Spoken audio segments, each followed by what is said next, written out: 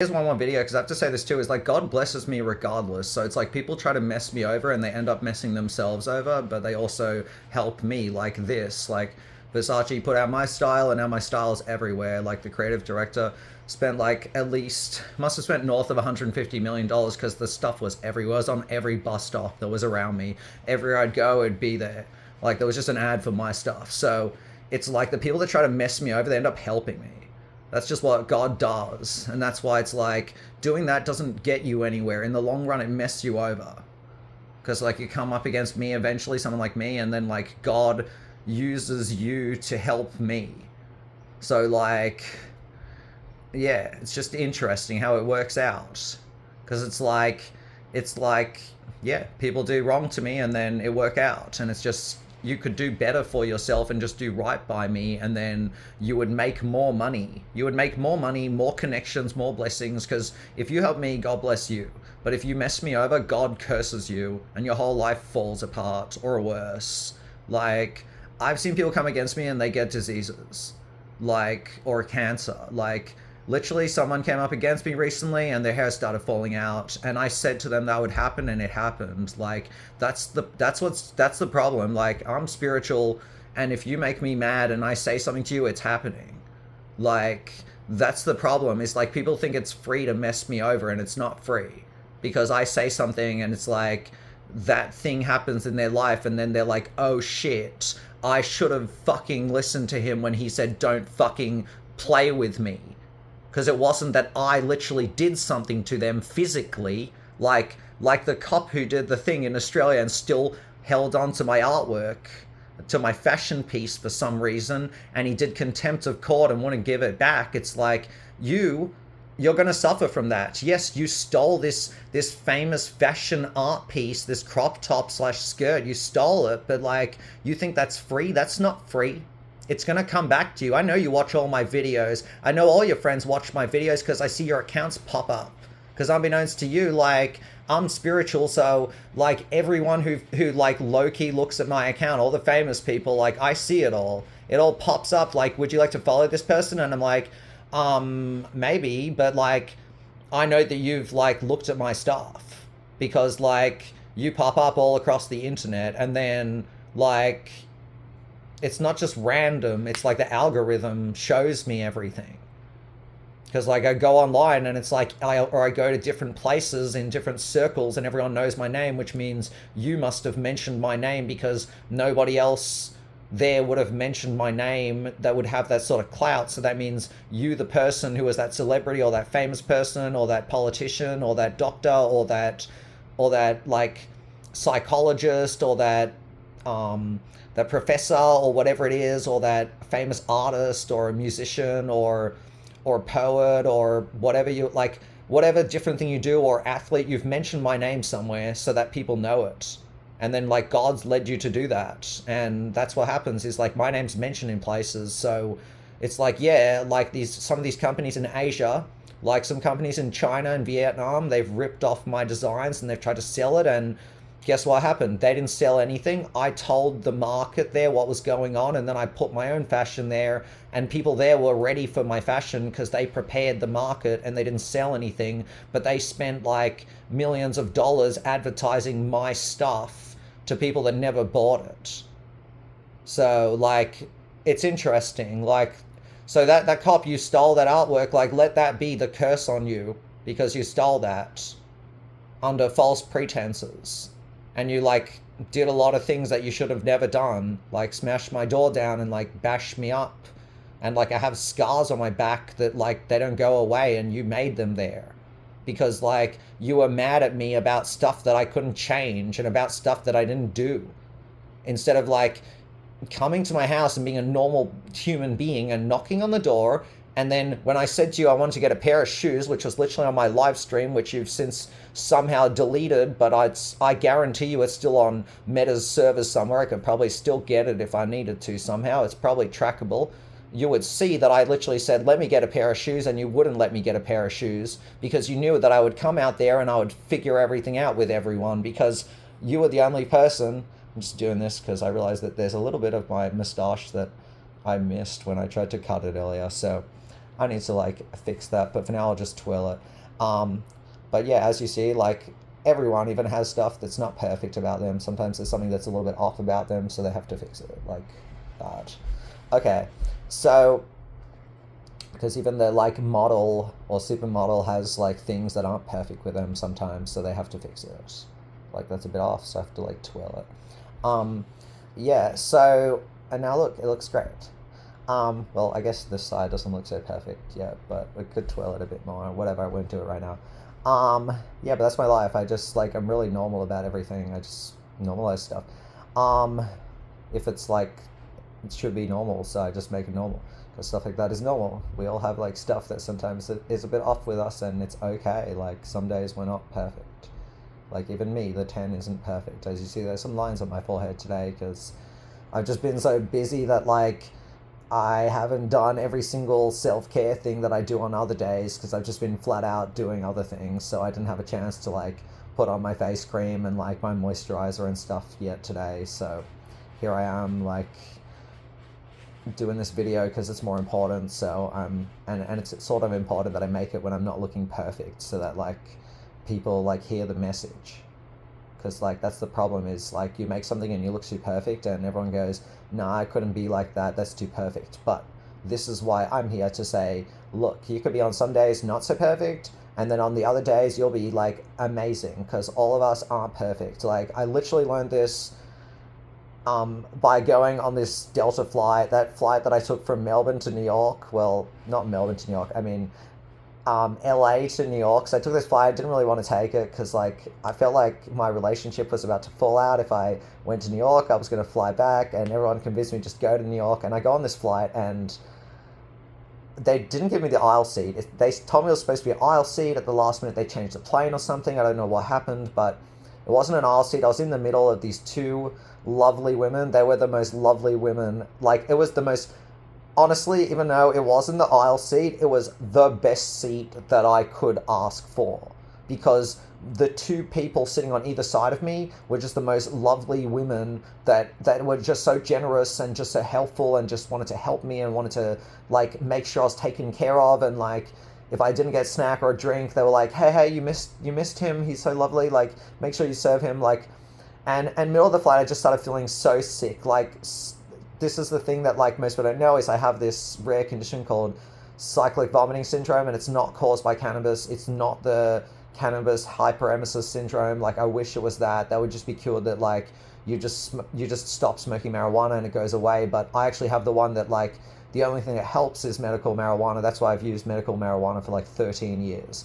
And I've been like an advocate for it because it changed my life. If not for the doctor in New York that prescribed it to me, the one in like Long Island, I will forever be grateful for you, because you prescribed me medical marijuana and you changed my life. And I remember at the time you said to me, I've heard of the problem you have, just not so familiar with it because it's rare. Like something like 1 in 2 million or 3 million people have cyclic vomiting syndrome in the world, and it's like we're all part of like a network, and we try to help each other as much as we can, and we just encourage each other to like use the medical marijuana and like stay on track, because it gets really hard when like it happens and you're just like, damn it, what did I do this time? And it's like it doesn't matter what you eat, what you do, eventually you just get caught in the cycle again, and you just start like, sorry to be TMI for anyone who's watching, you just start spewing at random, and like you can't stop. And it doesn't matter what you do, it doesn't stop, it just keeps going. Like you can go to the hospital and get fluids and you just keep throwing up those fluids. And they'll give you all the medications and they don't have anything for you. But like for some reason you like, you smoke a bit of medical marijuana and like you're well. Like 2 hits in and I'm well. I don't even know how to explain that one. It's like, it's a medicine sent by God. Like God did that, or in the Jewish world we call it Hashem. Like God did it. God made that plant. It's sacred. That's why like people are banning that from medication. It's like, that's not sacred to ban that. Like you're doing a sin by banning that. You're doing something against God. And if you're saying, I'm doing this because of religion, you're lying. I'm sorry, you're lying. This beautiful supermodel and world famous person is telling you that you're a liar, because if you're telling people they can't have medication because of your religion and it would change their entire life, that's not religion. That's lying. and then you've used religion as a sword. And that's why it says in, and I've quoted this before, the Ethics of the Fathers, called Pirkei Avos or Pirkei Avot, like in the Jewish world, like Ethics of our Fathers, like it says there that you don't use the Bible as a sword. That's wrong. Like you don't use the Bible as a cloak to get away with things you shouldn't do. And it's like, I've never done that. Like I'm secretly religious. I don't look religious. I talk to God all the time. Like I pray. That's what I do. I go and I talk to God. Like I'm godly. I'm spiritual. I see the God in everything. Like even wild animals, they respect me. Like if I see a snake on the path, it will look at me and I'll look at it, and I usually just let it go past, and then it goes past and it slithers away, and it's like, that's the interaction. Like it doesn't harm me because it understands that I respect it in the same way that it respects me. And like we have this mutual respect, because like that's being godly, is you respect everything that God put in the world. You respect other people first. Before judging, you respect them. You give them a chance. Like you don't jump to judgment immediately. And that's the problem, is most people jump to judgment. Even with me, people either go, oh, he's never going to talk to me, he's going to judge me, or their other thought is, oh, I've got to knock him down somehow because he's too hot. Like someone did over here. They said to me, oh, none of the women are going to like you with that long hair. And I'm like, I don't want any of the women to like me in that way anyways, because I'm gay. Like, I'm not looking for women. And guess what? All the guys like me, so it's awesome. Like, what do I care? I've got all the guys. Like, the guys love me. All the gay guys love me. Like, it's sick. Like, everywhere I go, all the gay guys want to hang out. They want to, like, do everything together. They want to be buddies. They want to go for coffee. They want to have drinks. They want to go for food. They want to, like, have me stay. They want to hang out. They want to do, like, everything. And it's sick. Like, it's just, like, I have a community, like, I have a tribe of people that just love me openly everywhere. And that's why, like, celebrating other people and celebrating different cultures and communities is important, because we'll all feel part of something. Like, most of the cranky people in society, it's because they don't feel part of anything, and instead of them going, hey, if I just talked to that person and gave them a chance, and maybe I make a new friend and I wouldn't be lonely anymore, then it would change their whole life. But instead, it's too easy to just go, no, the problem is this person because of blah, blah, blah, blah, blah, blah, blah. And it's like, look, it might be a problem if that person's doing stuff that harms other people in society, but if they're not harming anyone, then, like, why are we going after them because we have problems in us? We need to say, hey, excuse me, this is a me problem. Because if you're miserable all the time and you make laws that discriminate against other people and you're still miserable, that means you didn't achieve anything. You just messed people over and now you're miserable anyway. So, like, what did you achieve? Like, that's my big question for a lot of people, is like, that, like, are in positions of power, is often they make laws that discriminate against other people, but it doesn't make them happier in the end. And it's like, you didn't achieve anything. Like, this is the light bulb moment for you, where you go, oh, a lot of the things that I'm doing, it's because of me, because I'm unhappy in myself, and that's how I see the world. Is like, this is the problem. If we elected people to government that were happy in themselves, they would actually change the world and where they live, because they would see the good in where they live, not the bad. Because the problem is, in 2026, there's too much, oh, this is bad, this is wrong, this is the problem, blah, blah, blah, blah, blah. And it's like, true, it's a problem, but you know what? There's always going to be problems. But you know what else? There's always going to be, as I said in my artwork there, where I put this horseshoe silver lining, there's always going to be a silver lining in everything. So, like, if you decide to choose the silver lining instead of choosing the other thing, that's a choice. But, like, that's how you make change, is you go, hey, I'm going to see what the opportunity is instead of the problem. And it's like, that's for me, that's how I do everything. I just find the opportunity. I find the good there. I look for that. I don't immediately look for the bad. It's like I go to places and I try to find the good, and you know what's amazing? God rewards me and shows me the good, shows me the most amazing people. Like, that's been my experience all across the world, in the places that everyone's like, don't go here, it's dangerous, people aren't nice. No, people have been ultra nice to me. People have taken care of me. People have taken me into their homes and they've treated me nicely. They've given me food. They've tried to help me. They've uplifted me. They've done whatever they can to try to change my life. And when they can no longer, like, help me, they'd be like, sorry, I can't help you anymore. But that's what people do for me. Like, and they don't look like me, most of the people. Most of the people look the opposite of me. A lot of the people even look very rough. They have like tattoos everywhere. Some have face tattoos. People have like piercings and all sorts of modifications on their body. And I'll tell you this, all those people are the nicest people. That's what's wild. The people that look the wildest in society are usually the kindest person if you just give them a chance. That's my experience. I will talk to people that look like they're scary, and with me they're not, because I've given them a chance. I gave them an opportunity, and they take that opportunity, because usually in life no one gives them that opportunity. But I'm that person that gives them the opportunity. And it's like amazing for them. It changes their life because I'm that 10 that gives them the opportunity. I'm that supermodel that says, you're worth it. I'm that person that's famous that says, you're worth it. And suddenly it breathes a new life into them. It's like they're ready to like go forth in life. It's almost like God gave me the ability to breathe life into people. It's so cool. It's like, that's what's so cool is like, I recently met somebody, I'm not going to say their name, but they're going to watch this and they're going to know it's them. And it's like, that's what's precious about when, okay, so we met, and it's after that whole thing with the police and everything, and I made my streetwear company, and you find me, your sales team finds me for this, some sort of business venture. I'm not going to talk about it because I did sign an NDA, so I can't talk about it, but I'll outline certain things, and the person will know what I'm talking about because I'll watch this video, or someone will share it with them. And they said to me at some point, we were talking about business, and they said to me, Yeshaya, there's something about you, I'm telling you, I feel like you're spiritual. And I'm like, you're right, I'm very spiritual.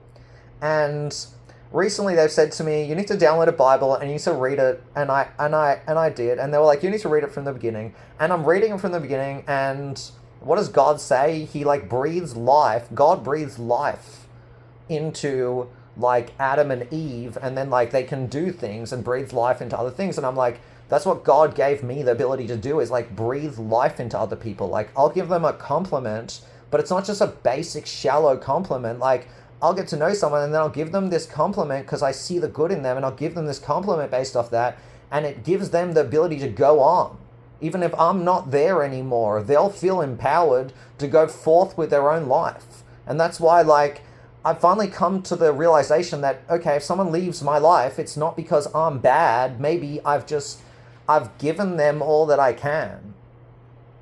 And like, I've done all that I can in their life and I can't do anymore. So therefore God's like, next person, next stop, next place. And that's what happens. That's why I moved to all these different places, because there's a mission there. There's someone that I need to talk to and change their life, because that's what I do. It's like I'll go to these little hotels in the middle of nowhere, and the person that's there is so wonderful.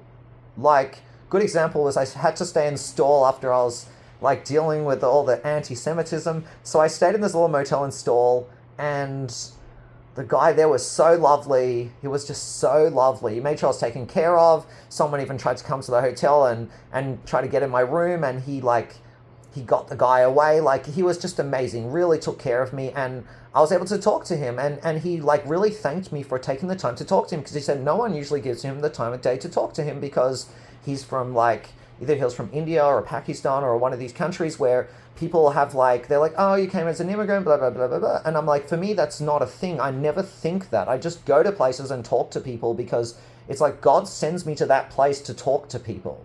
Because there's something that I need to tell them, or there's something that they need to tell me, or something like that, or they're gonna, like, they need my products and I'm there to sell it to them, or they have a product that I need, so I'm there to get it. Like, it's always something. There's always a mission. God sends me to everywhere for a mission. And whether it's to like some place and they treat me terribly, and unbeknownst to them, I'm famous in the world, and I'm famous for my like Google reviews and stuff. So when somebody messes me over and I leave a low review, like hundreds of thousands of people are seeing that review and are avoiding there and going to better places. And whenever people are haughty and egotistic, I can do that, and then suddenly they're not haughty and egotistic anymore, because they're like, oh, Yeshaya wasn't playing when he said I'll leave you a 1-star review and it'll change your life.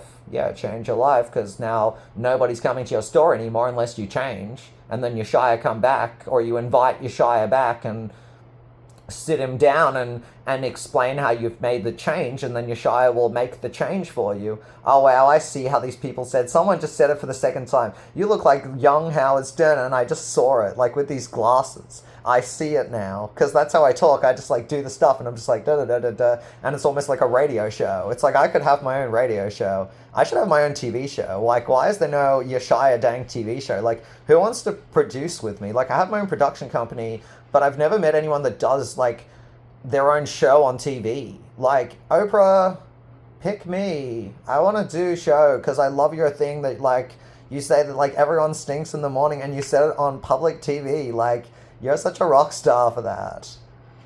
Like, I think you're the sort of person that I should get on the show with, because like you're so opposite to me, but like you don't have that problem where like people are different to you.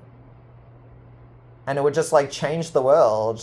But honestly, like, I don't know who else has a show. Like, who else has a show that's like, that's wild and everybody watches it and everyone respects them and like loves it. I don't know. Like, if you have a show on TV, get in touch with me, Yeshaya Dank. Like, let's change the world together, like through TV or through radio or through whatever it is. Like, I'll promote products. I don't mind if they're like good products, if they work well. I'll even promote my own things. I'll pay for like advertising spots if you want. I don't care. Like, if you help me fund in the beginning, I'll help you with funds after. I just don't have the funds right now. But if you help me make it work, like together we make it work. Because that's the way forward to the future, is together. Like, 2027 is the year of together. Like, all the creators that copy my stuff, tell everybody 2027 is the year that we're going to work together as a world. And that's why, like, all our eyes are opening to the truths. And that's why, like, literally in Melbourne, like, there was people running around, like, screaming about, like, problems in society. And I'm like, that's the future, is, like, people aren't going to be able to shut up anymore when there's a problem. They're going to be like, this problem needs to go. Let's get rid of it.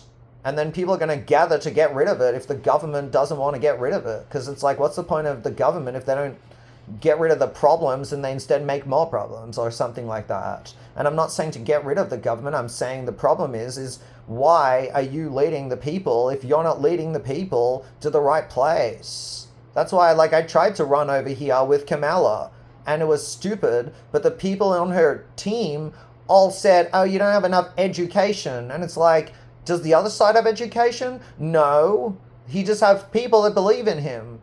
But the problem that he have, and this is you, Trump, is the problem is that, like, you're miserable, so you see the misery. You got to start seeing the good in people.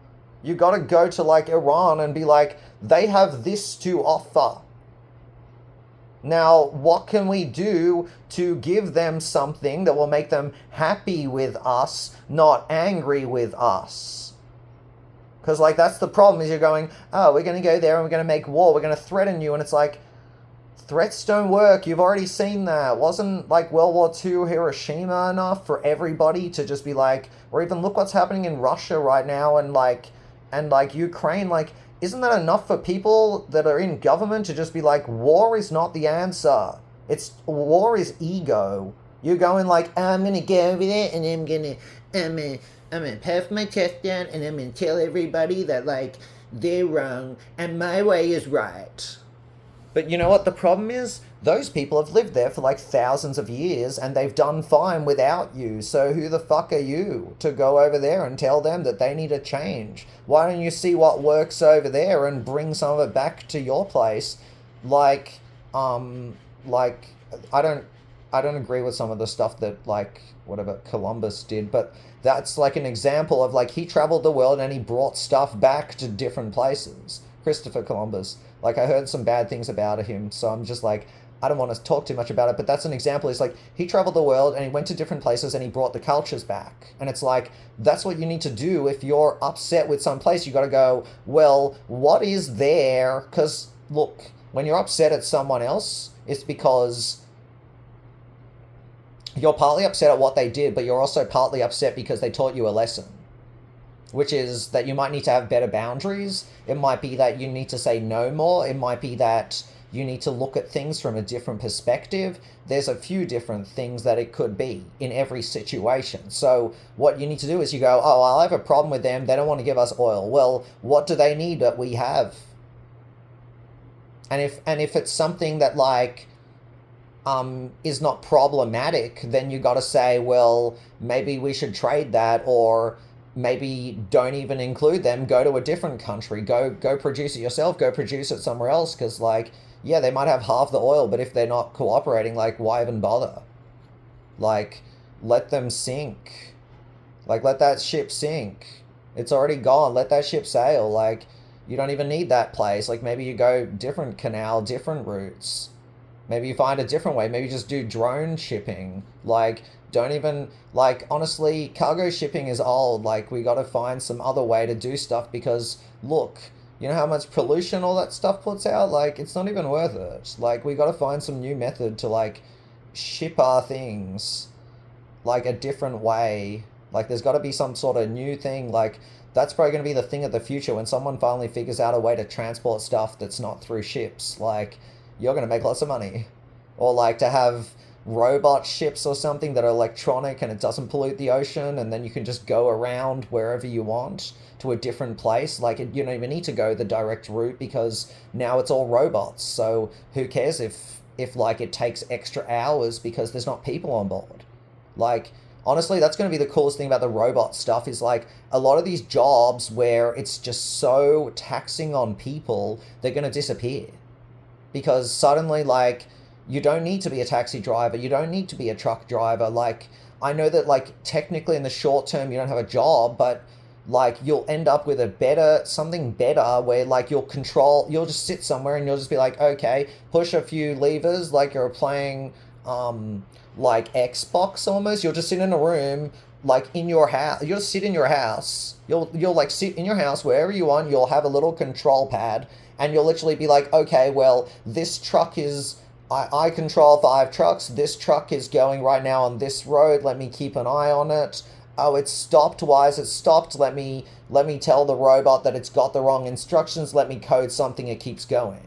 Or, oh, there's an obstruction in the road. I have to tell it to turn around or something. Like, that's going to be the future. It's not like, we don't have to be scared of change. That's really what this video is. It's like, don't be scared of change. It's all God. Like, God's being like, hey, there's new things coming in.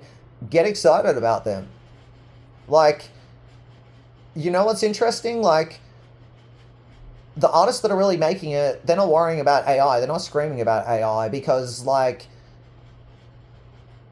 AI is not the problem. The problem is if your art is not awesome, like, you're not making tons of money, so you're worrying about all the things that are coming out. Or if your life has problems in it, suddenly people are like, oh no, the politics, blah, blah, blah. And it's like, the people that are really making change in society aren't focusing on all these particular things. They're going, hey, how can I make change? And they're doing their best to make change. And it's like, we all need to do our part. That's really how we make the change, is we all say, you know what, I'm not going to make any excuses. I'm just going to do my bit. I'm going to talk to the one person I can about how we can compliment more people. Just give one compliment to somebody. Just say hi to one person. Just smile at one person. Just, I don't know, open a door for somebody. Just welcome one person. Just do one thing every day. Like, do one good deed every day to, like, make the world a better place. And together we'll make the world a better place. Because that's how it is. It's like a collective effort.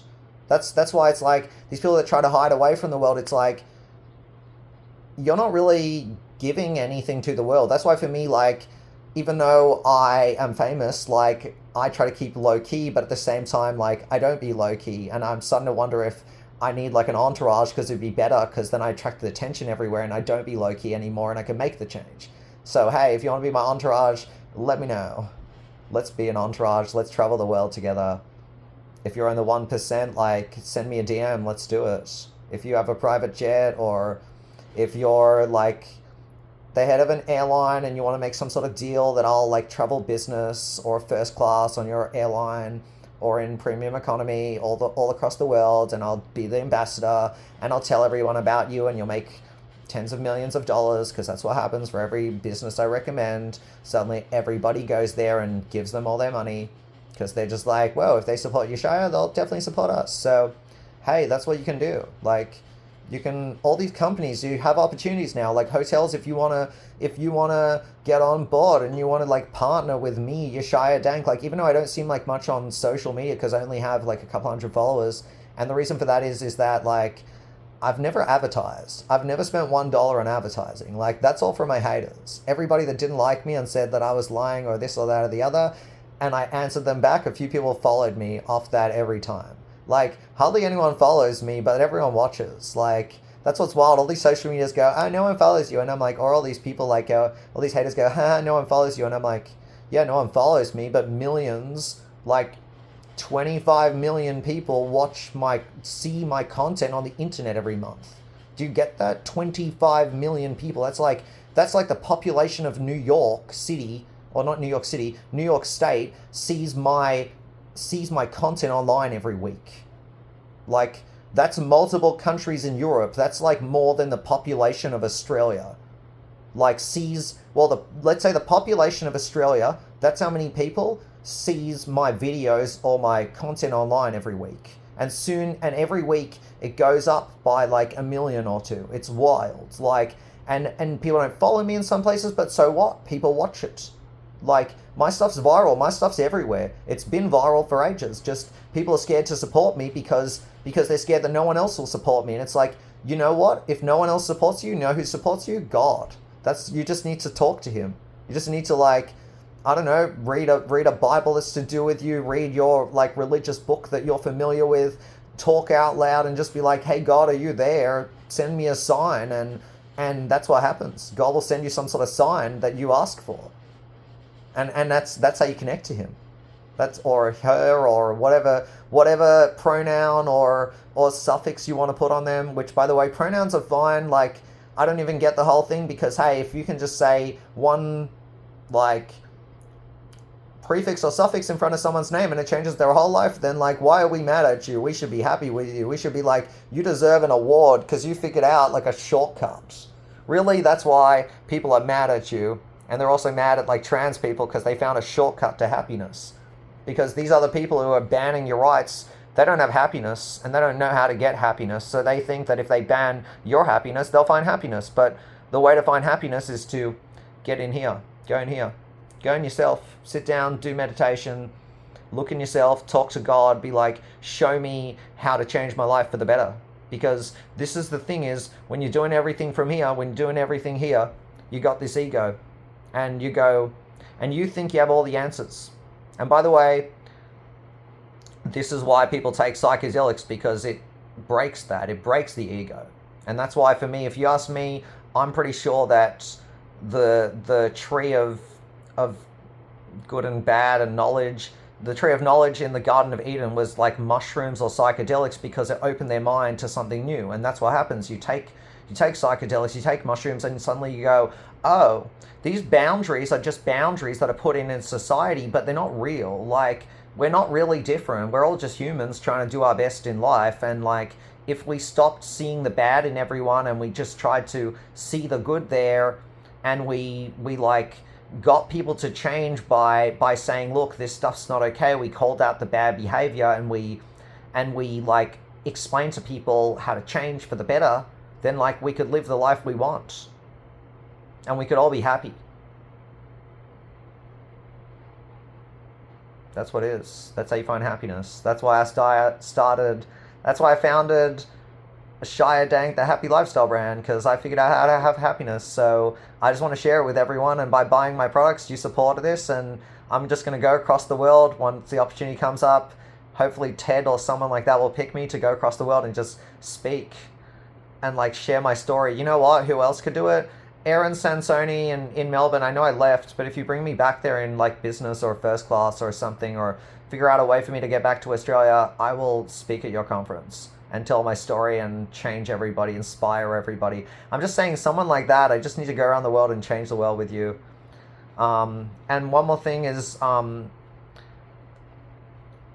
Sabri I'm not going to say your last name, but some people know who you are. I haven't forgotten about you. I'm just so busy that I haven't gotten a chance to respond to any of your emails. I want to work with your company. I think your ideas are novel and they're awesome because like the way that you market is so different and the way that you talk about stuff is so different and unique and it's awesome. And it's just like, hey man, we gotta sit down and we gotta like do something together because we could change the world too. Because you're from the opposite background of me as me, and like together we could change the world. Because that's the thing is everyone goes, oh, these people and these people always fight, and it's not true.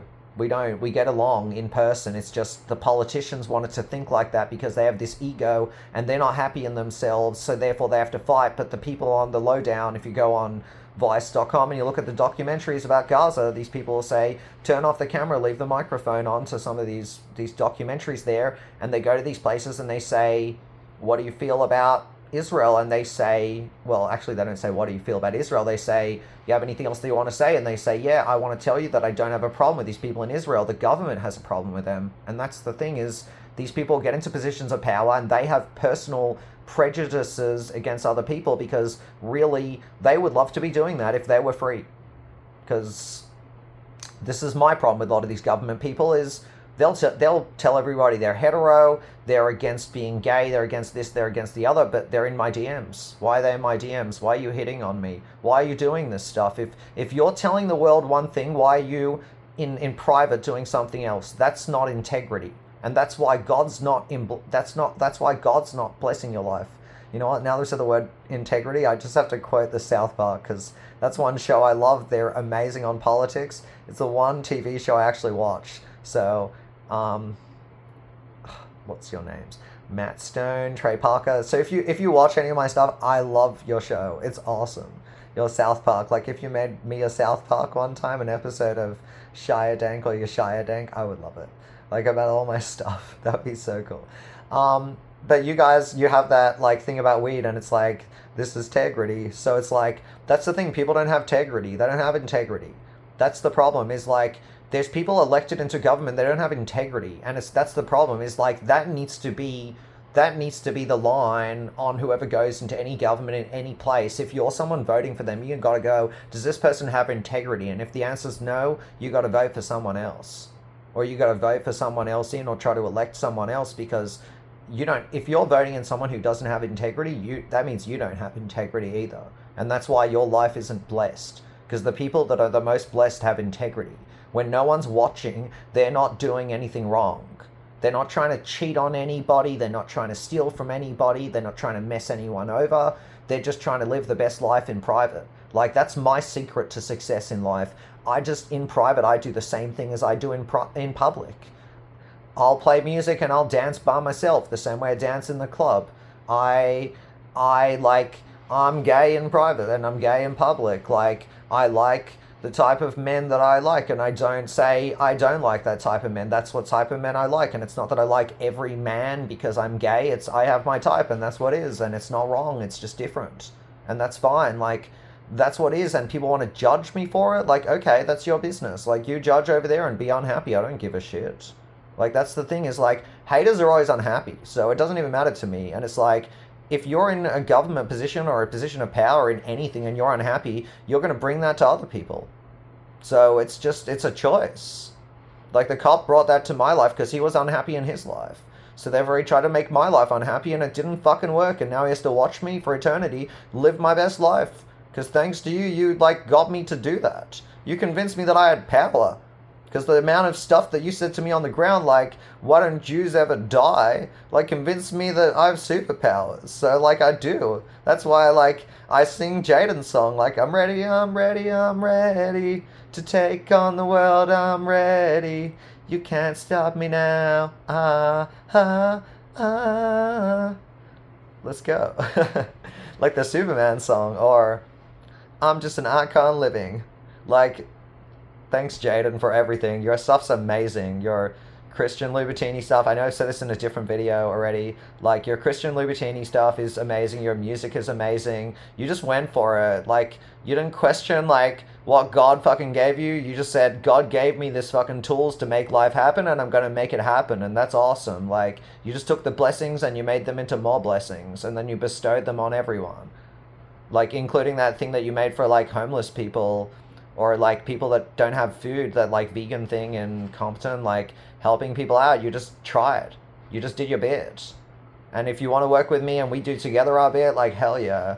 I'll work with you on Christian Louboutin, or even on my own line. It'll be like Yeshaya Dank x Jaden, or Shaya Dank x Jaden Smith. Like, you tell me what you want. And anyone who does fashion, like, we could also work together. Like, we'll make something together and we'll both be famous. If you're someone small time and you want to help fund things, like, we'll get started. Like, let's do it. Like, hit me up, anyone from across the world. Like, this is your opportunity. Like, pitch me your idea and, like, let's do it. Like, I'm open to it, and, like, I'll change your life, and you'll give me back something that will change mine. You'll help me out in some way, and together we'll make the world the place we want it to be, everywhere. Like, that's the opportunity that this is. That's why God put me here. God put me here to make the change, like the positive change we want, and explain to people, like, how. Because the problem is most people don't understand how. They understand that they want it, but they don't understand how to get there. And, like, it's like that thing. You need to lead the cow or the person to the place. Like, you can give a man a fish, or you can teach a man to fish. And it's like, it's much better to teach a man to fish than to give him the fish, because you've now given him the tools to support himself. And that's what we need to do in society. We need to, like, give people the tools to help themselves, instead of being like, okay, we'll just give you this itty bitty bit and then cut you off. It's like, no, we need to actually help you and take the responsibility to help you. So the person who's in charge in the government, you got to make that work. And that's why, like, it was interesting in Australia to, like, go a bit broke, like, financially. So I had to take government services for a while, and people made a lot of fun of me for that, and that's fine. Like, that's your business.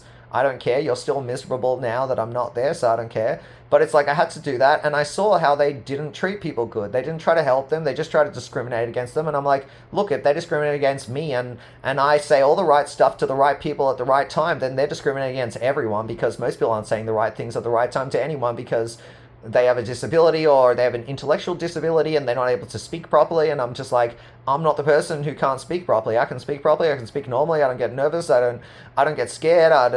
Unless I see a cute dude. That's when I get nervous. Or I leave a voicemail. I have no idea why, but somehow I get nervous for that one. Those are the 2 times in life I get nervous. Otherwise, I never get nervous. I never stutter. I never mess up. I never say the wrong thing. So, like, that's what happens is like, I'm perfect. So if the perfect person they mistreated, that means they mistreat everyone.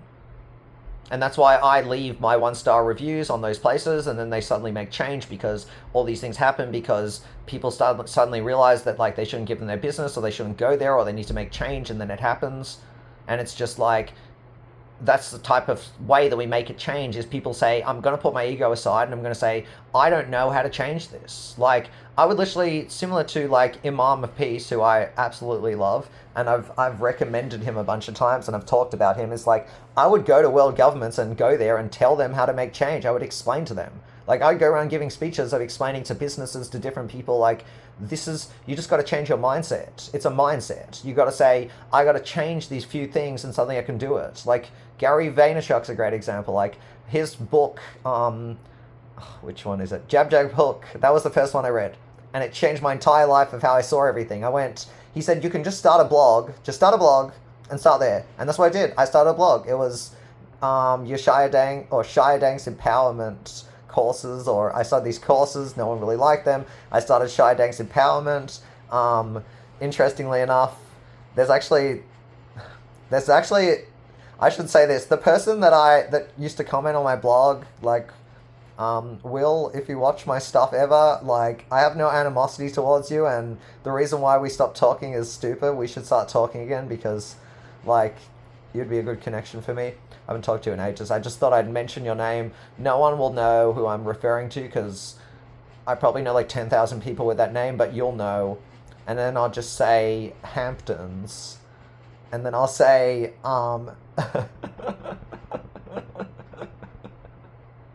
I feel like you're gonna laugh at this one too. Ranch kale chips. There's the memory for you. Now you'll remember who I am, and you'll be like, oh yeah, I know.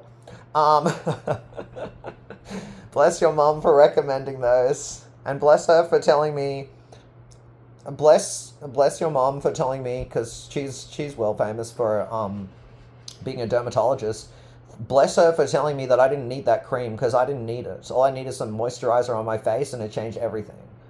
Like, and she probably charges like 250K for a client. Like, she's a celebrity dermatologist, and she's like, your face is amazing, Yeshaya, you don't need to change it, you don't need this cream, give me that, I'm throwing it out. And at the time, I was a bit mad at her because I spent like $20 on it, and she's like, later on you'll thank me. And here we are, 10 years later, thanks so much. I wish I knew what name you went by so that I could like shout you out somewhere. But you know what I'll do?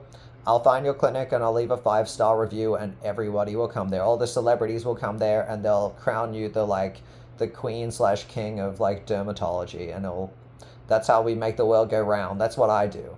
I like figure out a way to give back in some way that I can, and it makes everyone happy, it makes everybody's life work, and that's what I do. It's almost like MASSIAH type thing, but that's why some people call me Jesus, some people call me Moses, some people call me all sorts of different prophets. They're like, you're like this person, you're like this person, you're like Lord this thing, you're like king, you're a queen, you're a prince, you're a princess, you're all of that, you're a diva, you're the best, you're the ultimate, you're the legend. Everything you say about yourself is real. Like, when I used to call myself legend in these video games that I play online, like, I sucked at them. I was bad at video games. I'm sorry, everyone that used to like let me play with them. You were so awesome. But I know that you just loved hanging out with me because I would just compliment you and like have conversation. And the best thing about you is none of you guys cared that I was gay. Like, you just loved me and you didn't care. And you were from all across the world, and you were all sorts of ethnicities, all sorts of levels in society. Some of you were rich, some of you were poor, some of you were all sorts of different things, and you just respected me, and we got along, and it was awesome, and we still like played together in teams, and it was great. Like, kind of miss those days, but I'm too busy these days. I should log into that game sometime and like talk to some of the people. I think my name there is Legend of Love now, or LOL. Laugh out loud. But it's not laugh out loud, it's Legend of Love, because I just spread love. That's what I do. I go around everywhere and spread love to people, because that's what we need in this day and age, is just someone to encourage us, because there's way too many people talking down to us. And then we need to like call out the people talking down so that they can like crack their ego and stop talking down to people, because that's just being a dickhead, and no one likes dickheads. Don't be a fucking dickhead. That's why in Melbourne some people go and punch dickheads in the head. That's what they do. Like, that's what happens in Australia. You be a dickhead and someone will punch you in the head and like be like, bro, stop. Like, we don't need to do that, but like someone needs to just wake people up and be like, bro, stop, or sis, stop, or person, stop. Like, stop being like a bitch, like, not in a good way, in a bad way. Like, stop complaining about everything. We need to find a way to like see the good in it. Like, find the good in it. Whether you have gay voice, whether you have regular voice, or whether you have super strong accent or something. Like, whatever you have, embrace it, be it, live it. And if there's something that you do that like harms society, go and get help for it. Don't be scared to get help, because no one's judging you if you get help. Only people are judging you if you don't get help. So like, go to therapy, go to that special thing that's going to help you, go to the rehab, go to whatever you need to do, go to that psychiatrist. Don't be scared to take medication. Do what you need to do to change your life. And be honest with yourself. Like, that's how you make change in your life. That's how you live that better life, is you take responsibility and don't point the fingers at everyone else. You say, okay, what can I do? And this is a message to myself as well, because like, we all have stuff that we're making excuses about. And we're saying, oh, well, when this happens, we'll change that. No, we need to say, what are we going to do today to make a change? And this is what I do in my life, and this is why, even though people hated Steve Jobs because of like how he ran his business, I personally loved his autobiography, because what he said is, I lived each day like it was my last. And I made sure I improved in some way every day. And that's what I do every day of my life, is I make sure I improve in one area, so when I get up tomorrow, I'm not 1%, I'm better in one area of my life.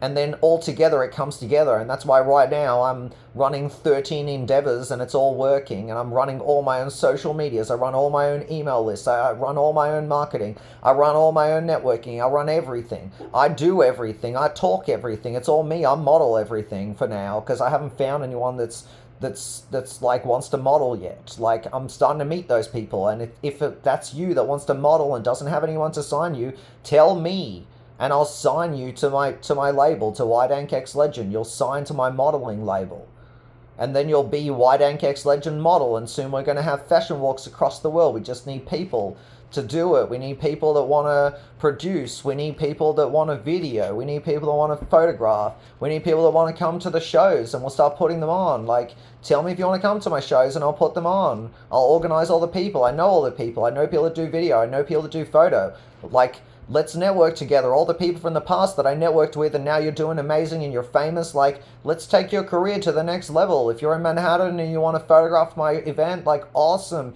Your name's going to be with the stars because that's who's going to come to the show. All the famous people are going to show up. That's why at the last hotel I was at, like, someone showed up in a pinkish red Bugatti that was hardtop convertible. Like, that thing cost $3.5 million at least. And it's like, it's a very rare car. Like, a woman showed up there and like hung out with for a while and didn't talk to me, but like they didn't mind to like hang out in my presence because I wasn't being weird. Like, I'm not sure who you were. I know that you know who I am. Please just tell me who you were. Was it Madonna? Was it Lady Gaga? Was it Pink? Who else could it be? Was it Avril Lavigne? Hey, yeah, you, yeah, I don't like your girlfriend, no way, I think you need a new one. I feel like you were screaming that to me while I was dealing with all my stuff. But also, I love your song. He was a skater boy, they said see you later boy, he wasn't good enough for him. Now he's a superstar, slamming on his guitar. Does your pretty face see what he's worth? 5 years from now, you sit alone, feeding the baby, you're all alone. Turn on TV, guess what you see? Yeshaya Dank on TV. You call up your friends, they already know, 'cause they all bought tickets to see my live show. You turn around, look at the man, see who he has his own man. 'Cause you turned him down. I was a skater boy, you said see you later boy. I wasn't good enough for you. Now I'm a superstar, slamming on my guitar. Does your pretty face see what I'm worth? See, I brought all the clouds to your life, man. I guess I'll say this a little bit to my ex. I brought the clouds to your life, man. You thought you brought the cloud to your life. Like, that's what I brought. I bring the cloud everywhere. That's why people love hanging out with me, because I just like open all the doors in society, because I'm nice, I'm beautiful, I'm down to earth, I'm lovely, I'm awesome, and like everyone just want to hang out. So everywhere I go, everything works. So it's just like, you lost out. Like, I've met so many guys that like don't have the problems that you have with me, and I'm just like, shit, what was I doing there? I was giving you so many chances, and instead every time you would just be mad at me for some shit that I did. And nobody seems to care that I do any of that shit now. They're just like, yeah, you're human. You have problems. And I'm just like, shit, that's awesome. We all have problems. We're human. So whatever. It just, I don't get it in hindsight.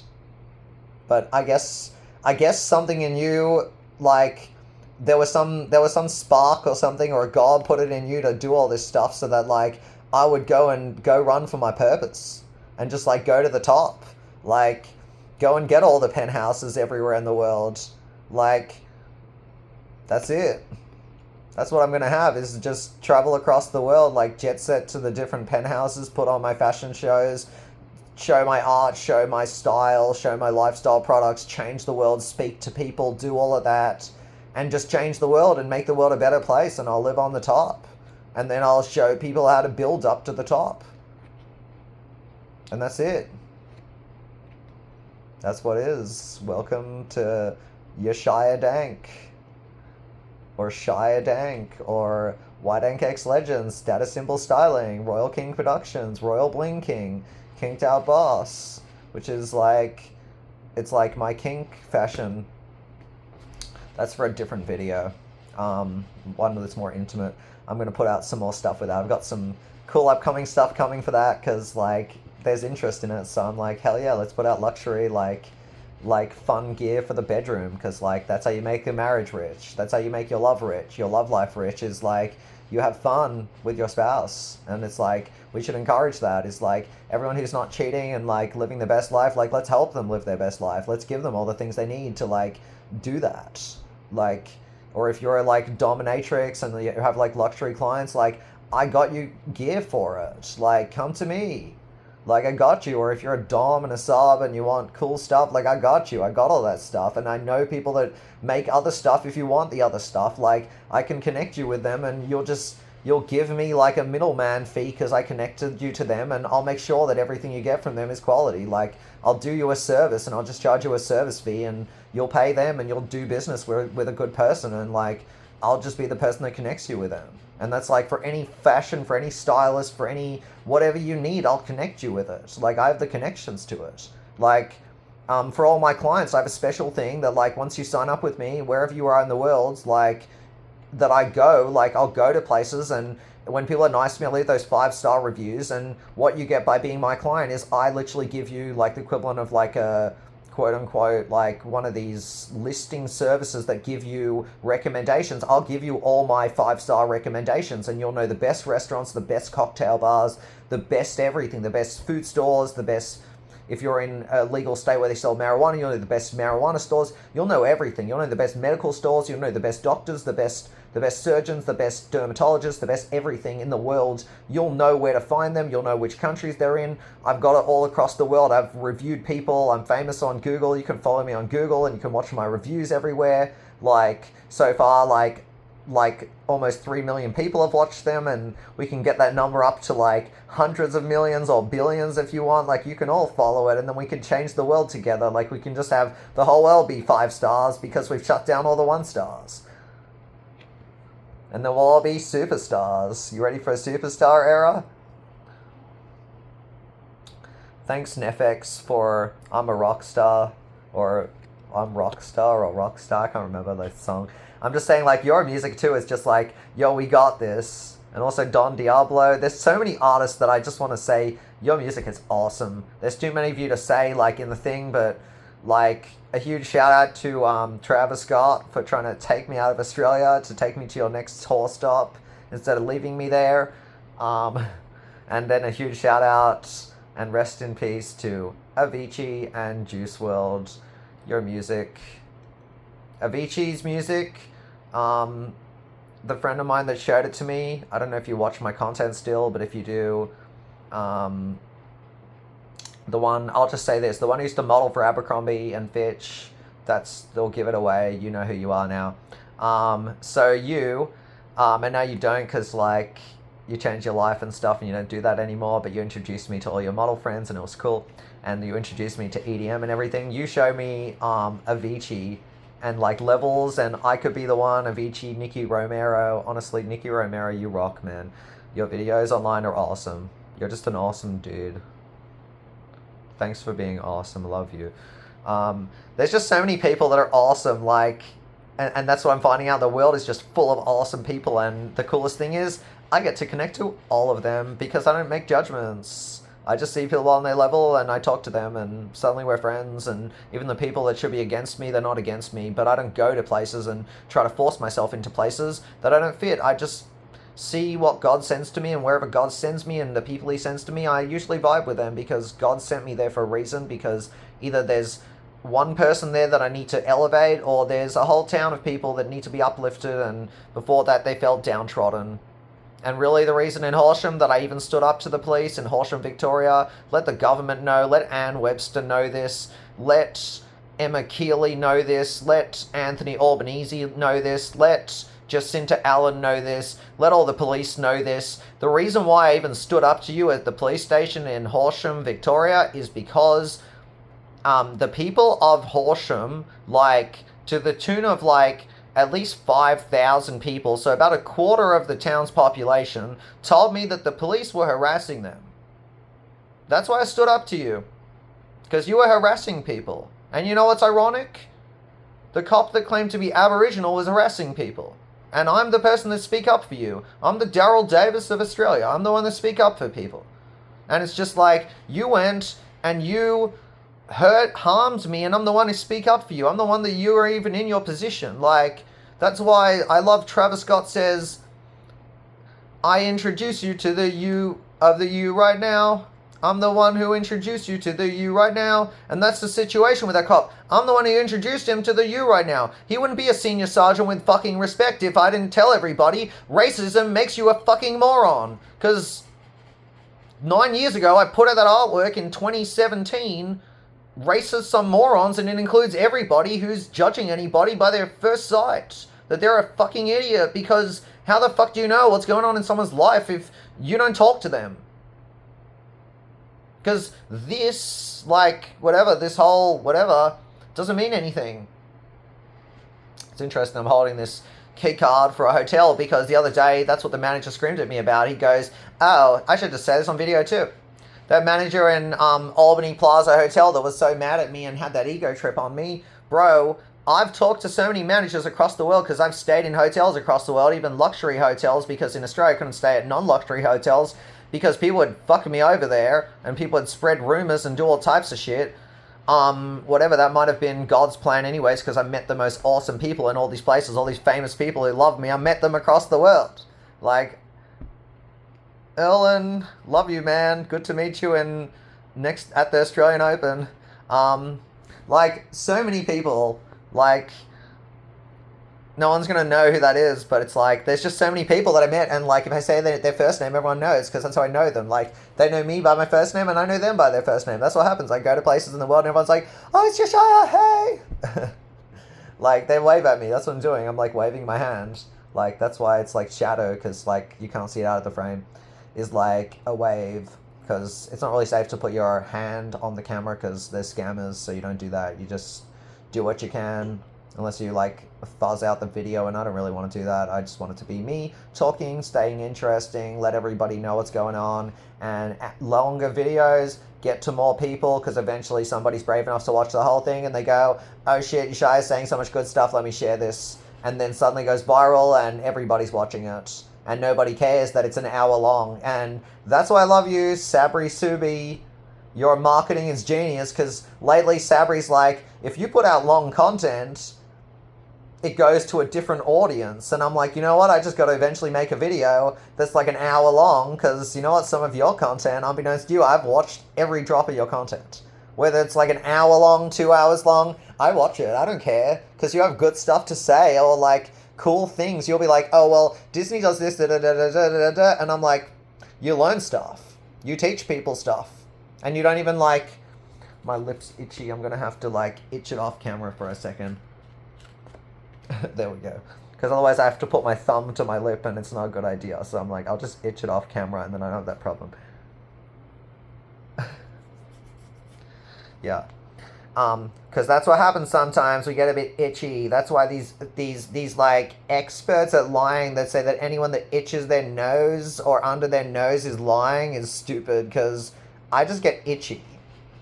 And I don't lie. That's what's silly. Like, the haters call me a liar, because then it validates their thing that they're not full of shit. So they can tell all their friends and family, like, look, Yeshaya is such a bad person. When all their friends and family know the truth, but they just fucking cuddle them and be like, yeah. You lost the love of your life. You're a fucking stupid, but whatever. That's what happens over and over again, but like, they're not going to be shit to their face because they call them family, so whatever. Like, that's just what it is. Like,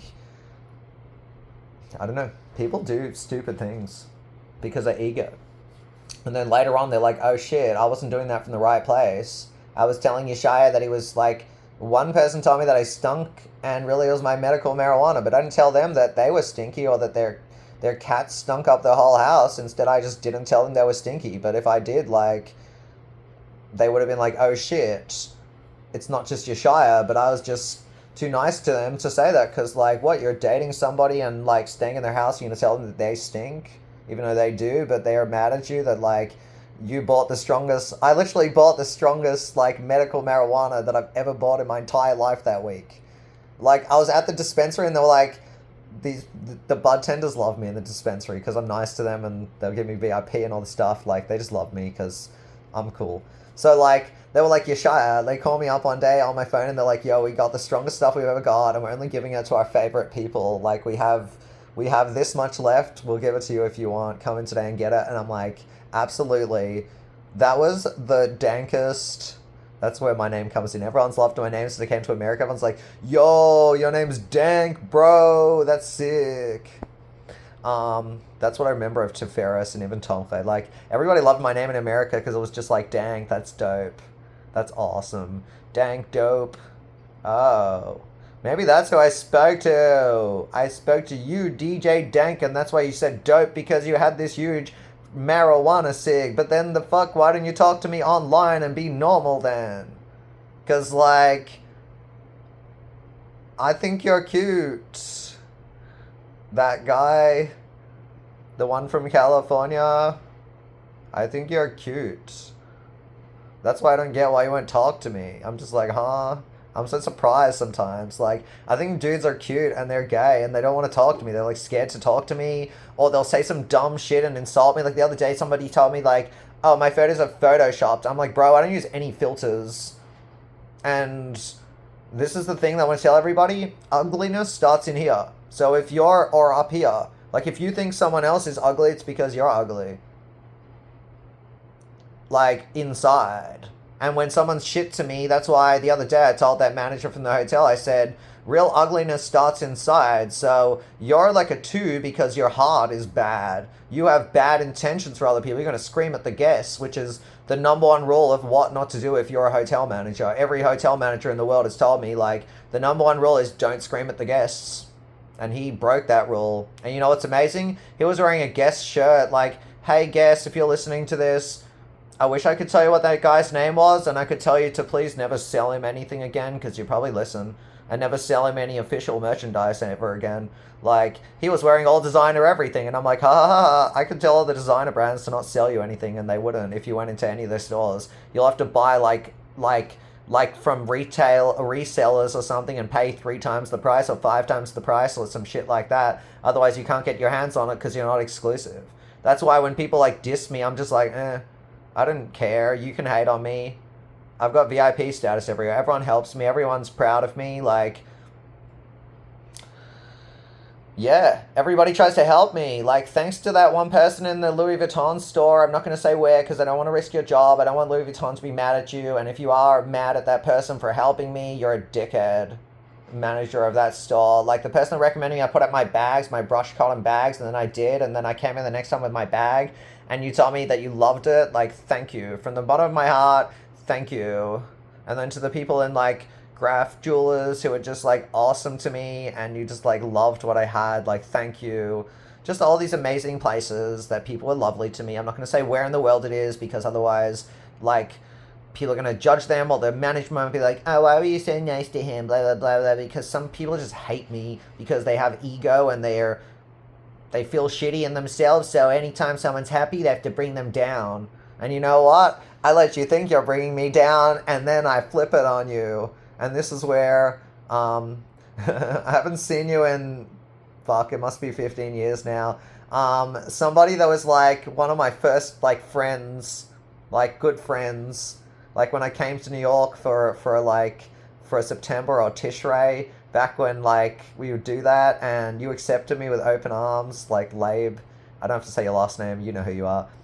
There was also, like, my business partner for a while, and we haven't, like, we used to hang out all the time. That was good times. Hope you're doing good, man. Hope life, like, worked out. In hindsight, it was all good, don't worry. I would still love to hang out with you. Hopefully you and your wife are still together, and, like, you have a whole bunch of lovely kids, and life's going great. Just blessings, man. Because honestly, the fact that you just said, let's make peace and let's go on, don't worry about it, was the most awesome thing ever. That was, like, the future. You're already living, like, you and your family are already living in, like, the times of Messiah, which is beautiful. Yeah, if I ever came back to New York, I'd love to meet you again and, like, just have coffee or just, like, sit down with you and just, like, talk. just have a heart-to-heart and just be like, this is where life ended up, and like, if I could help you, like, tell me, give you one of my artworks or something to put on your wall, and just be like, that's what being a good person do. So what was I going to say? Oh yeah, so you had this saying that you would say to everybody, and I still love it, and it's like, people would be like, fuck you, and you would be like, Adaraba, fuck you. And that means, that's a Gemara term, a Talmud term. Adaraba means on the contrary. And then it's like, I love that, because people, like, haters will come up to you and they'll be like, you're so stupid. And I'll be like, what, bitch? What? What? Did you just call me stupid? Like, I'm famous, but that's alright. You can call me stupid. You can call me ugly. I'm a model. I don't care. Ha. Like, millions of people appreciate me for all the things you hate me for. I don't care. Nowadays I'm on the haters. They got set. My haters, they got sadder. This money longer. Different song, yeah. Different producer. I can do anything and I will lose her. She got right where the winner left the loser. Talking shit, boy, make me get my Ruger. Yeah, that honestly, Lil Uzi Vert, love you, man. Ever since I heard your song on Random, you know what happened? It was really random. I actually went to Manhattan one day and I need to meet up with some guy and I got lost. And I found the guy and he says to me, like, he goes, I actually have to walk somewhere. And I'm like, no worries. And he's like, you mind if I play music? And I'm like, totally, bro. And he's like, no way. Everybody else is not cool. And he plays, Delete Your Socials by Lil Uzi Vert. And then I just became an instant fan. And then it's like, Tall Life has been my anthem since forever. I don't really care if you cry. On the real, you should have never lied. Because that's what it is. The amount of people that lied to me and then, like, it came out afterwards that, like, I'm great and they were nothing. It's just hilarious. So, yeah. It's just interesting. It's interesting to talk about this on camera. And you know what the best thing is? People are like, oh, why do you talk about that on camera? And it's like, it's therapeutic to just talk about stuff. And then I heal people because people go, you know what? I can talk about that too. I'm human too. I'm not broken. If I scream sometimes, it's okay. I speak loud sometimes, it's okay. That's what happens. I make mistakes. And that's okay. We're human. We can recover.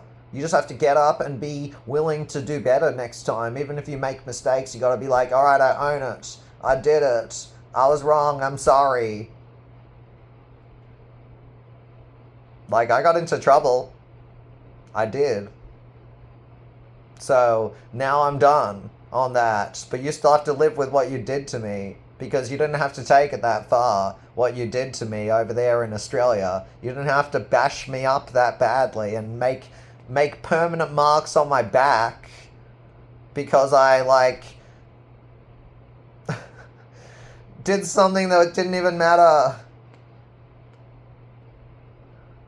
I was just protesting, like, my rights were against, like, harm by the police and racism and all that stuff and anti-Semitism and being discriminated as a gay man. That's what I was protesting about. Like, as that one judge from Singapore, like, originally from Singapore, said, like, I didn't do anything wrong, and that's why he laughed in your face in the court. He was like, ha ha ha, you're so stupid. And we all laughed because you didn't have a case. But it's okay. That prosecutor, you said to me, you said, I'm gonna make sure, like, this is just my job. You know what? You know who else said that? The people in the Holocaust who did the wrong thing, they said the same thing too. They were like, oh, this was just my job. Yeah, and you could have quit. And you know what? In the trials of the Holocaust, I can't remember what it's called offhand right now, the Eichmann trials, all that stuff, like, that was not an excuse that, like, I was just doing my job, because it's not your job to be a bad person. If you don't agree with something, then whatever, but you agree with it. You said there's no way that I can do this, but that's alright. Like, you got me into trouble, you felt an ego trip, I didn't care, I'm just like, okay, whatever. You got me to the world, you got me in trouble for some shit that wasn't legit, but whatever.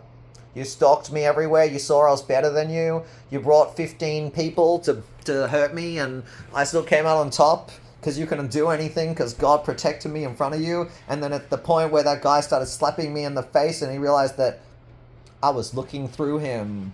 I was looking past you, bro. And that's why you got scared of me. You were like, what are you looking at? And I'm like, I'm looking at God. And you're like, where's God? And I was like, behind you. And you turned around and there was nobody except for an open driveway to an empty field in the middle of nowhere. And you said you're lying. And I said, I'm not. I'm looking through you past a God that's in you. I'm looking to the soul that's in you. And that's what was scary is all 14 of you backed away except for that one supposedly Aboriginal cop who kept bashing me up and annoying me. And that one woman who's... I love it. Your nose grew back fucking crooked. It's now two halves. Everyone who sees you from now on, they don't know the truth, but you know the truth. That you smashed your nose right here on my face.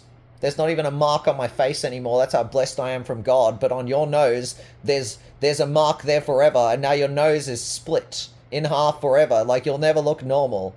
And that's your own fault. So you can tell everybody the truth and maybe God will heal it. Otherwise, he'll leave it the same forever. And to that guy whose hair's falling out, you can tell the truth. Or you should go get checked for cancer.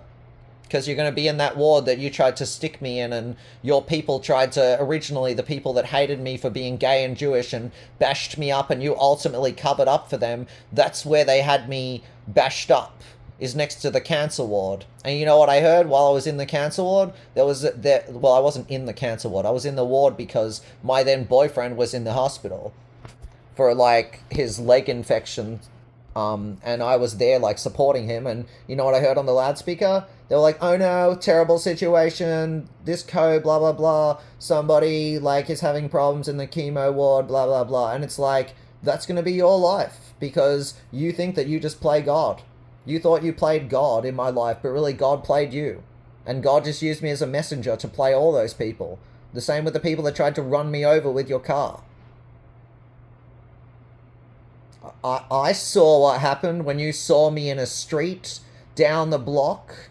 You were like up from the police station and you still floored the gas to get away from me. You didn't even care. You were scared shitless the next time you saw me because clearly some people came and told you you leave Yeshaya the fuck alone. I don't know what happened, but they tell you that you leave me alone. Or your life got messed up. Your life probably fell apart because that's what happens. See, my nose is itchy there. But that doesn't mean I'm lying just because it's itchy. That's what's stupid. These people just lied and got expertise titles. That's what I am. I'm the person, I'm the generational curse breaker. I'm the person that puts all the truths there and everyone goes, oh shit, we have to get rid of Yeshaya. You know, I should just do this. Expose the titties because I'm a man. You can fucking show your chest. It's not wrong. What's the problem? I'm just showing my chest. So what? It's beautiful. That's what you're mad about it. I have a six-pack. Look, my chest is fucking perfect. My whole body's perfect because I'm made in the image of God and I do everything right. I do integrity. I do honesty. I don't do anything unless God lead me to do it. That's why I do it. And if you don't like it, well, go to God because I did it for him. I didn't do it for you. And I say him because that's how I refer to God. It's like my Father in heaven. That's how I feel about it because I didn't have a father growing up. My dad was mad about me being gay all the time and criticized me and still criticizes me, and that's my life. My parents don't really get what I'm doing, and I like do my own thing, and it's just God. God guides me everywhere and guides me to the people that take care of me. And even it's always amazing in the midst of all the people that hate me, there's always a few people that like come there and they're like, Yeshaya, I love that you're here, and they're always the most famous, successful, best people there. That's what's there. God does that. He protects me. And the phone's shaking a bit because I'm getting emotional holding the phone. Because this is all selfies, live stream, me. I do everything myself. I'm like the power of more than those 15 police all put together. That's why the government tried to cover up. Everyone tried to cover it up. And God still did it better than them. Because with God, you're powerful than everybody. It could be the whole world against you and you have God and you win. Because God do anything. God can save you from anything and anyone. Doesn't matter what it is. That's why when people try to come against me, I'm like, you're going against God. I don't even care. Like, watch out. You don't even get it. Your life's about to get destroyed. You come against me, your life's getting destroyed. I don't even care.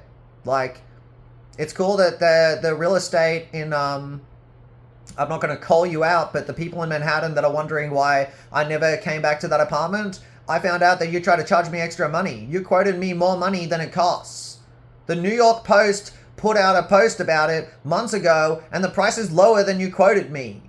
The fuck you tried to steal like millions of dollars from me and made me think that I had to get such huge investments in order to get a fucking apartment in your place.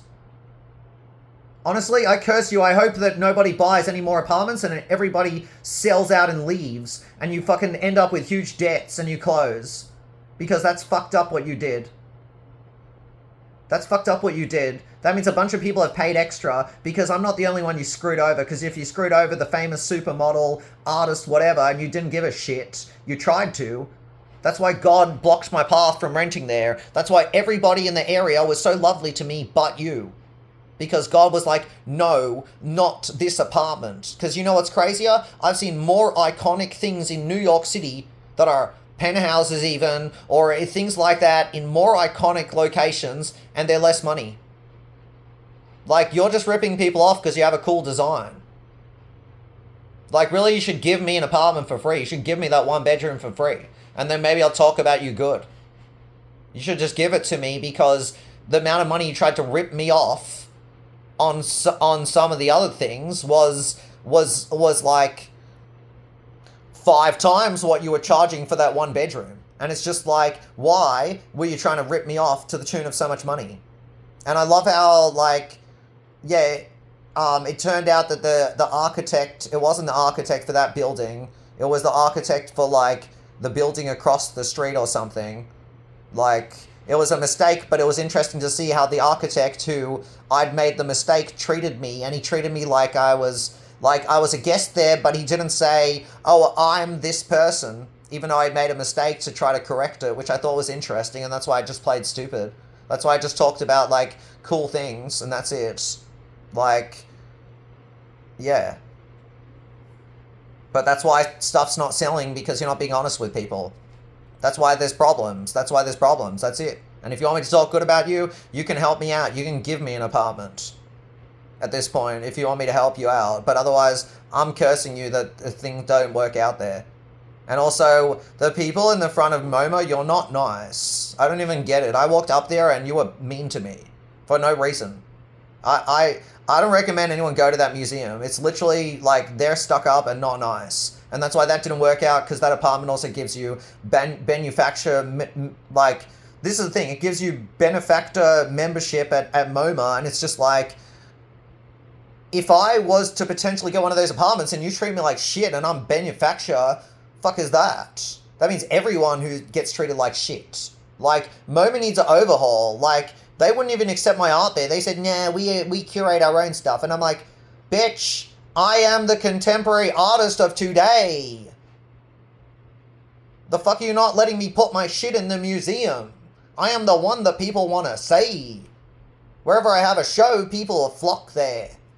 I put one of my pieces in a group show in 2019 and the place was packed out and I couldn't make it there, but I saw the crowds around my artwork from other people who posted on their socials. They were like, what the heck is this artwork? And it was one of my eye artworks. It didn't sell, but everybody loved it. Everybody gathered, took photos, and I got so many new connections from it. But it's like, that's the power of me. And it's just like, yeah, if you're messing me over, you're messing everybody over. Because that's why God sent me there. It was like, I literally read recently that you've only sold like 40% of the building because it keeps changing hands and nobody really likes it because of all these different things. And it's like, you know what's wild? I looked out at the picture that I took in that one-bedroom apartment and the view sucks. You just see another building across from you. Well, sorry, it's not 1 million, it's 3 million or something. Or maybe it's 5 even, I don't even know. Like, the view's not awesome. I don't even know what you're paying for there. Like, they haven't thought about any of that. It's not like they went and, like, did something novel. That's what's wild, is, like, your name is literally in English, it's novel, or nouvelle, like, something new and interesting. Like, because there's, like, art nouvelle. Like, that's what's interesting, is I'm an artist, and nouvelle is, like, something interesting. And it's like, you didn't do nouvelle. Like, you did nouvelle because there's, like, these pillars that go in interesting angles, and for, I guess, for New York, that's different, but, like, in terms of how the building looks inside, it's not awesome. That's why, like, the realtor that took me around was like, oh, you don't want to take pictures, you don't want to do it. And I'm like, what is there to take pictures here? Like, there's nothing here that's impressive. It's just the run-of-the-mill, like, like 4-star building. Like, you wouldn't even show me, like, the amenities stuff. Like, what do you even mean you won't show me the amenities? Like, how are you supposed to buy something if you can't look at it? That's the problem. They want to show me in the stuff, and I'm like, I'm not gonna go and try to get investors so I could move into somewhere like that in New York City if you're not gonna show me all the amenities. Like, the fuck is that?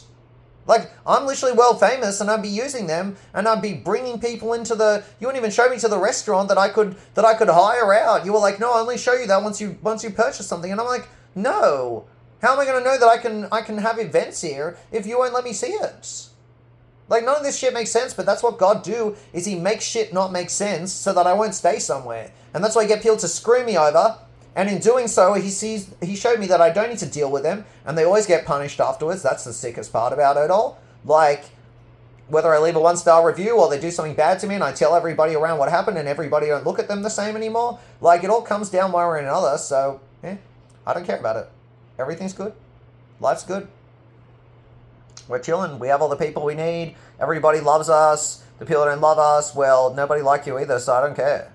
And, like, all the famous people in the world love me, so all the people that are 1%, they love me. All the people that are famous in the world, I already said that. All the people that are celebrity status, all those people love me. All the magazines love me. All the newspapers, all the everything. Like, they're all printing what I'm talking about. Like, what did the New York Times just print the other day is, like, where did crop tops come from? And it's weird that you didn't mention me at all, New York Times, because, like, I'm the one that got it to straight men, because I told these brands that, like, straight men will wear it if I wear it, because most straight men don't even think I'm gay. They just think I'm straight, and they hang out with me, and then eventually they're like, oh, do you have a girlfriend? And I'm like, no, I'm gay. And they're like, what?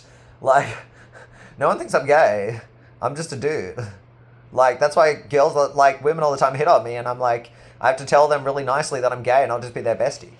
Like, what's wild is there was even, like, one woman that calmed my soul down so much that I gave her a pair of earrings, and it was like Cinderella with the shoe. Faye, if you see this, which I feel like you do, you watch everything of mine, you're such a legend. Like, since the first time I met you, you just, like, embraced me and, like, made me feel human again. Because, like, I'm guessing amongst women, like, you're the 10 of women. Like, I don't really know because, like, I feel like as a gay man, I don't have that reference, but, like, because I do fashion, like, I see what is considered hot, and it's like, or, like, good looking, and that's you. So, sick. Like, I just remember, like, I after you did that, I gave you these earrings, like, that were, like, beautiful. These, like, antique earrings with, like, gemstones on them. I gave her these earrings, and it was the most wondrous thing. She was like, oh, you know what, can you put them on for me? And I was like, absolutely. I've never put earrings on for someone before, but I'll do it. And she's like, well, there's always the first time. And it was amazing. I put them, I can't even make this up, I put them in her ear, and it was like they slid in there, and they just, like, fit her outfit, and it was like they were meant to be there. But they were, because, like, she was also supposed to be there, like, ambassadoring at the Life hotels to, like, at the time to tell me, like, you're fine. Just, like, do your shit. Don't worry. And that's what I need to do, is, like, I finally am doing my shit and not worrying. Like, I'm trusting God. I'm doing all of that. And you know what's amazing? Everybody who's doing amazing things in the world, they all believe in God. We all believe in God. That's our commonality. Is, like, we all have God in our lives. Like, this whole thing about, like, oh, Hollywood is doing Satanism, that's not true. That's all bullshit that someone made up to make money and, like, get attention. All that shit's bullshit. Everybody's just, they're all talking to God. Everybody has God. Whether they go to the church or in private, like, they'll talk to something out there, whether they talk to the universe, whatever, the same thing. Like, whether you believe in one consciousness, that's God. Like, I'm just saying, it's all God. Like, that's why for me, when people go, oh, you need to do this, I'm like, I can't teach one God, like, one particular religion, because I don't feel like that. I just feel like you just need to have divine in your life, and suddenly you see the good in people.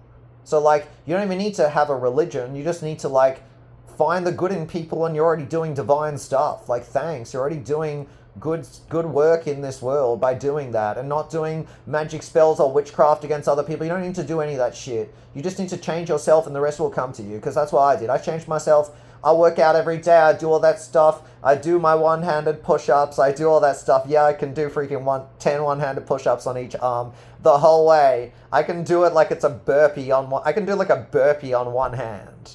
I'm freaking amazing. I can do everything. I can do, like, the full like rack for leg press. I'm freaking amazing. Like, God just give me strength that other people don't have.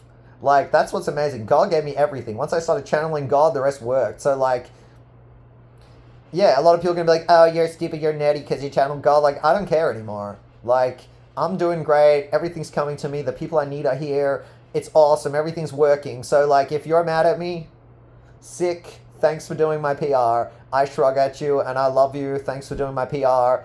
Give me some more haters by next week. Thanks, Cat Williams. If you only got 30 haters, by next week you gotta get 50 haters, ladies. Thanks, Cat. Thanks, bitch. One day I'll meet you and hug you and thank you for that. And until then, I'll just keep getting more haters, and one day we'll do a show and I'll tell my funny jokes there too, because I have some. Wait. Okay, I know that Tony Hinchcliffe and Brian Redband were like disappointed that I didn't make it to their show in West Nyack. I feel like, because I told them I wanted to come do a minute, and they were like, oh my gosh, we'll do a special show in West Nyack, and I never made it there. Next time I'm somewhere and you're doing a show, or maybe I just have to come to LA or to Austin, maybe that's why everyone's like, go to Austin, Yeshaya.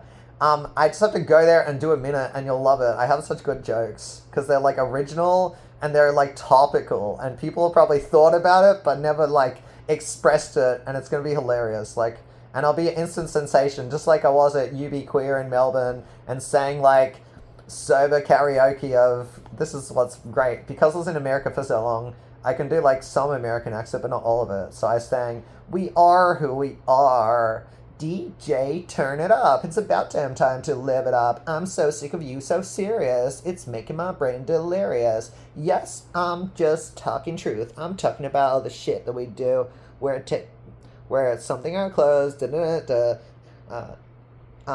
hidden on dudes, yeah. Got that glitter on my eyes, stockings ripped all off the sides, looking sick and sexy-fied. So let's go, let's go. Tonight we're going hard, just like the world is ours. We're tearing it apart.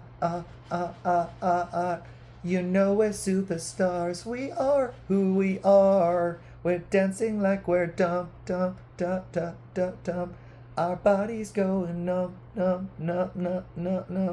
We'll be forever young. You know we're superstars. We are who we are. I love how everyone loved that. They were like, oh my gosh, you did the American version, and the whole club was like fucking dancing. I wish I would have listened to that bartender though. I'm sorry. I'm sincerely sorry for not telling you that the drink was off, because I never got to come back. It sucked. Whatever. One day I'll come back to UB Queer. You better be working there still, or you better freaking come there for some reason. The like chubby dude who was cute with like the cool like hair comb to the side. Who, wait, you did me a favor the other night after it. Is you found like that like tie thing that I have, where you like tie it.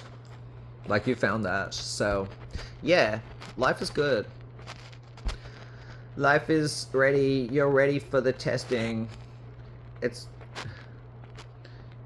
that's like, sometimes we need the beast to come out like, brah. Thanks, Don Diablo, you're awesome. And to Charmy. I got questions.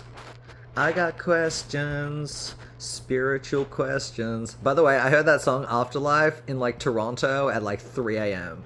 Dude, my whole life connects somehow. It's so weird. I went there for a wedding of a friend who I don't talk to anymore because he was mad that like I got along with his ex-wife, but back then I wasn't out as gay, I guess, or he didn't realize I was gay, because no one realizes I'm gay. Everyone thinks I'm just straight. I'm just like this straight dude doing my life, because honestly, who cares about labels? I could just be straight and marry another straight dude. Hey, if any straight dude want to marry, let's do it. Let's change the world. 2 straight dudes are married. But like, I love this video I saw the other day by Dean Lin.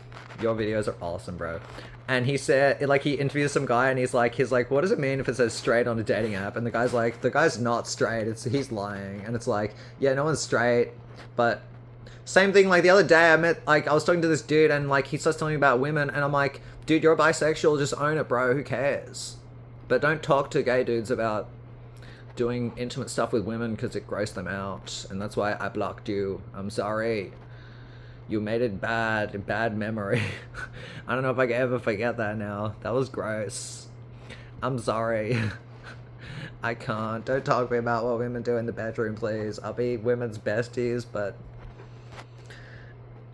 I don't know. I'm that gay. I'm that gay that, like, I don't know. Women's private parts freak me out. It's so weird. Like, as a gay man, you come from one. Like, unless you do IVF, which I think is cool. That new treatment that you can just, like, have your own child and you don't need to, like, come out of a woman and put her through the childbirth, labor, and all that shit. Like, it's fucking awesome. Governments need to pay for IVF all across the world because we have to take that weight off women to carry babies. They don't have to anymore. They can just be free and frolic. That's why I made my artwork called practicing my moves by the river, and it's like 3 different silhouettes of women like living their best lives, because that's what it is. If you don't constantly have to worry about like having children and you're like doing labor and it's so intensive, like you can just take care of everything and live life, like go to yoga, do what. This is the other person I love, Just Joseph. I can't remember what your actual name is. I'm guessing your name is Joseph though. On social media, I love your videos, man. On Instagram, like I'll call you back later. I love you. I love you, man. For real, I love you. You're awesome. Your videos like change my life. Every video it like makes my day. I like watch it and I'm like, oh, he's so sweet. I love him. So yeah. So what was I saying? That's probably the worst trait that I have, and it's nothing to do with weed. I will be. I don't even smoke weed sometimes, and I forget what I'm saying, and then people are like, "What's wrong with you?" And I'm like, "This is just the thing that's a fault in me. Is like, I'll just be talking and I forget what I'm saying, and sometimes the other person doesn't remember, and I just have to start saying something different because I forgot. It sucks, but." That's what's cool about having an audience is like, or having like notes. Like, I get like, this is why, honestly, good job Lil Nas in your latest video of having notes. Like, it's good to see you back, man. Thanks for your videos that inspired me over the years and putting out your little messages about divine timing. Because it's divine timing, bro. I'm here to tell you you's a bitch. Well, I'm here to tell you, Lil Nas, that you a bitch now. And if you want, you can do Lil Nas, and you can take that X, and you can do Lil Nas X, Shaya Dank, Yeshaya Dank, and we can make music. I'll mix your music, bro. I'll produce it. You want to produce it on your own label? Like, let's make you a label, bro. And if you have your own label, like, let me work with you on something. Let's do something, because I can sing. I've karaoke'd all your songs. I fucking serenaded behind you, bro. Come on, that was you. Don't fucking lie. That was you walking there on the street, and, like, the way that we walked was, like, one of your videos, man. And I was busy singing one of your songs. And I saw you, like, I could tell that you knew. You were like, you loved it. That's my experience with celebrities. And for famous people, they just love me. They're just like, shit, I'll just play along, like, I don't even know who he is, but he knows who I am, and I know who he is, and whatever, that's life. Everyone who's in it knows who it is and whatever. Sometimes I wish you'd introduce yourselves to me because, like, sometimes I don't recognize you and I feel bad. Like, the other weekend I was somewhere and, like, there was just tons of celebrities and I feel bad and I didn't recognize some of you and you recognized me and it was weird. Like, one of you even were like, yo, you can sit down with me. And you, like, had 2 bottles of Remy. Like, the latest Remy Martin, like, whatever it's called. See, my brain's like cut out there. What's that drink called? Damn, I can't think what it's called. You know what I'm talking about though.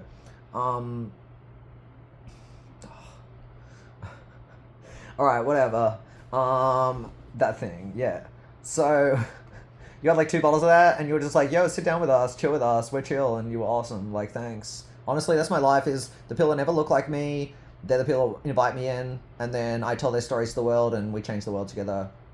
And that's what we're gonna do. One day I'm gonna, like, lead tours all around the world. That's what I'm finding out about everything. Like, one day I'll be on this Four Seasons jet, the Four Season cruises, the like Disney cruises, talking about stuff, changing the world. Because I know all those people. I've met the execs of all those places. I've met the people that own the place. Like, I know all of them. I know all the people. Like, why do you think Audi right now has brought out a custom car? Because originally I told them that I loved it, and then I told them my story about how I used to draw custom cars and it was going to work for them. Like, when I was 16, I used to draw custom cars, and some of them knew about me, and like some of these brands remember me. Like, I've always just been a huge fan of like Lotus. No one really has them anymore. The Lotus Elise is such a cool car, especially the like the hardtop model that you don't put it on, the one you get custom hardtop to begin with. That's a sick car. Some of the other ones that look like it's a smiley car, they're awesome. Dude, there's so many cars that are freaking amazing. There's too many to mention all of them. Like Aston Martins are awesome. There's just so many cool ones. The Koenigsegg, I don't know. If I said it wrong, I apologize. I love your cars. They're a work of art. Like, whether you play them in racing games, like I love Need for Speed, Heat 8, Heat 7, used to have that on my iPhone. I wish it came out. Can whoever made that Heat 8, can you bring it out on Android? I'll love you for it forever. Because, like, I play some games sometimes. Like, some people have seen me on the top of Subway Surfers, and they're really mad. Like, they're like, shit, Yeshaya got like 40 million, and I'm like, yeah, I just have the right board, the right combinations, and you fucking like, that's like an hour or something, or half an hour, but it's like my name, Yeshaya Dank, is in the top of Australian Subway Surfers, so it's worth it, like free PR. Don't copy me for saying this, but I feel like some people are going to steal my ideas and then try to get themselves in the top positions as like a gamer or something to promote themselves, because that's what people do, they steal. But don't worry, if you take my ideas and give me no credit, the same way that Versace put out my art, put out my fashion and did my advertising to the Globe for me 2 seasons ago, you're about to do that. So handshake with you, you can do something bad to me, but you'll get your karma and I'll get my dharma, and we cool. My dharma. No, not that type, but there is a good joke on that one. If you watch what's it called? Kill Tony, there's this thing by, what's his name? Oh, I can't remember, but there's this really funny bit about Jeffrey Dahmer. It's scary. But it's hysterical. That's what Kill Tony is fucking awesome. There's no limits, it's just the best comedy show ever. Like, that's what's scary, is sometimes shit goes off record and it gets a bit weird, but hey, if you're someone that can see past that shit, it's the best comedy show. If you guys want to have me as a guest, I'd fucking do it. I'm not really much of a comedian, but I'll say funny shit, and then I'll just be entertaining. Because, like, you'll have music in the beginning, and I'll dance to the music and shit. And then I'll just be nice to everybody, and, like, enjoy a cocktail, and, like, smoke some weed with you, and just be a good sport. And then I'd love to meet Joe Rogan, but I feel like I've met him before somewhere. Like, I've met everyone before hanging out in the, like, New York Comedy Store. That was so sick. Just to hang out there, so awesome, with all the comedians. So sick. And then you would hear just the freshest shit. Like, and everyone would be like, shit, that was the news today. And you're like, yeah, that's it. Like, Ari Shafir, you fucking legend, man. You're like the rock star of comedy that no one appreciated enough. But, like, take some of that ego and chuck it out. That's why, bro. You gotta be, like, less, like, of a dickhead. That's why no one like you. Be a nicer person and everybody will help you. And then you'll get to the world. You'll really have that huge career you wanted to have. Like, not just Netflix special, you'll have every special. If you want. That's just an idea from me to you. Because I like your content, but I don't know if I hang out with you because you're a bit dickish. Like, not in a gay way, in a bad way. Like, you need to be, like, more chill.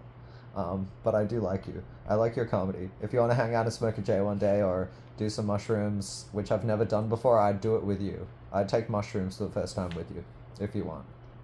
But I'm not saying this. This is not saying magic mushrooms. This is literally saying legal mushrooms. I would cook up some diced mushrooms with him and have a cookout. Because, like, don't, drugs are bad, okay? That's, like, the best thing of South Park is, like, Mr. Mackey is, like, drugs are bad. And he's right. Like, drugs are bad, kids, or even adults. Drugs are bad unless you, like, make your life great to begin with, and then you can, like, add some sort of fun stuff to your life to, like, enhance it.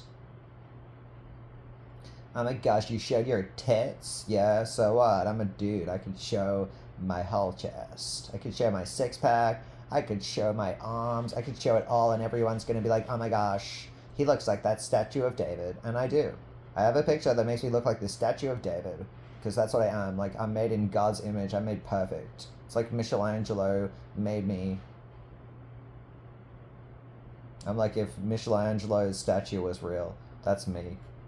I'm just me in all my glory. One day I'll have to get to like Rome and take a photo with that statue.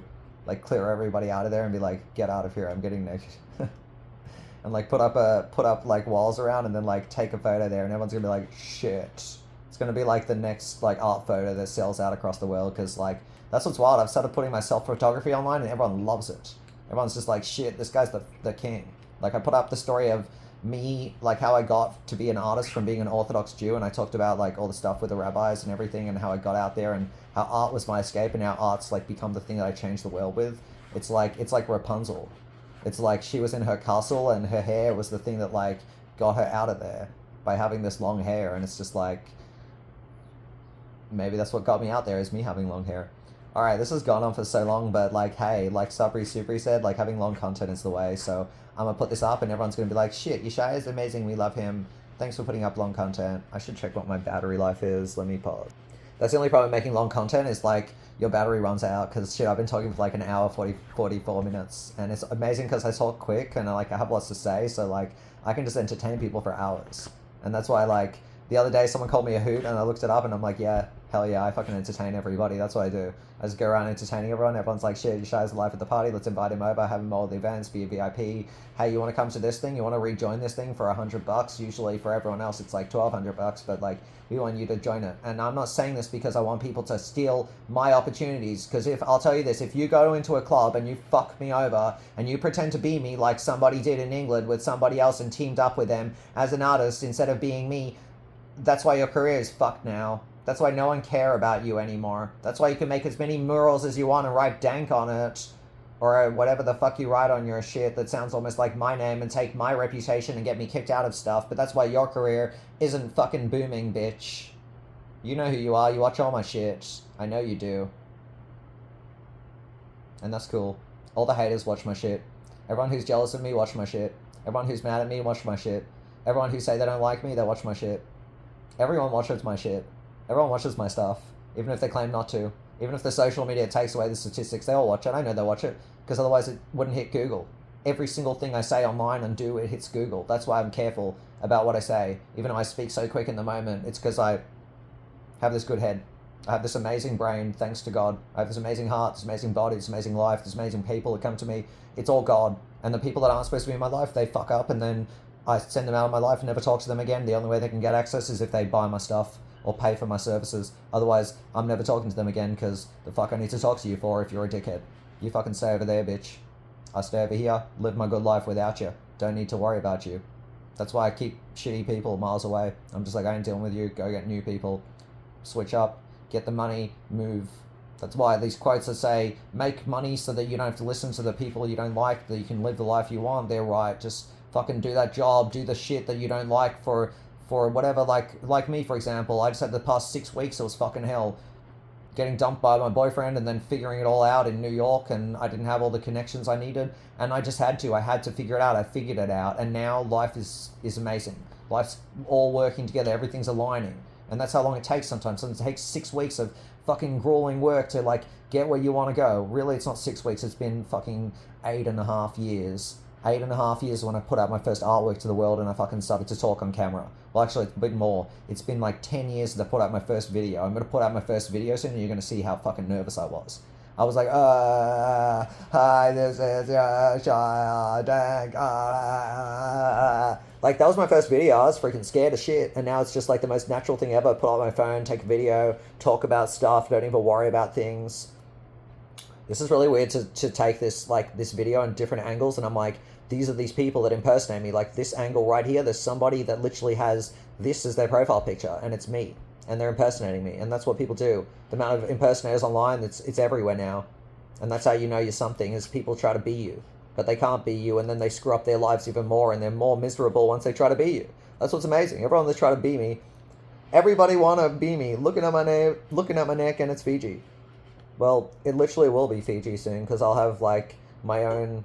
I'll go to like somebody and well, I actually met somebody that makes custom jewelry. I'll hit them up and I'll be like, "Can you make me a necklace?" And they'll be like, "Absolutely." And then I'll have maybe Lil Pump. You have some ideas of what I should get? I've always loved your music, even though it's like ridiculous, because it's fun, it's different, and it's like silly. It's just like to the extent of silly, but it's cool. So yeah, honestly, there's so many cool people out there. There's so many cool people. There's so many cool people that make so much cool music and gets me through there.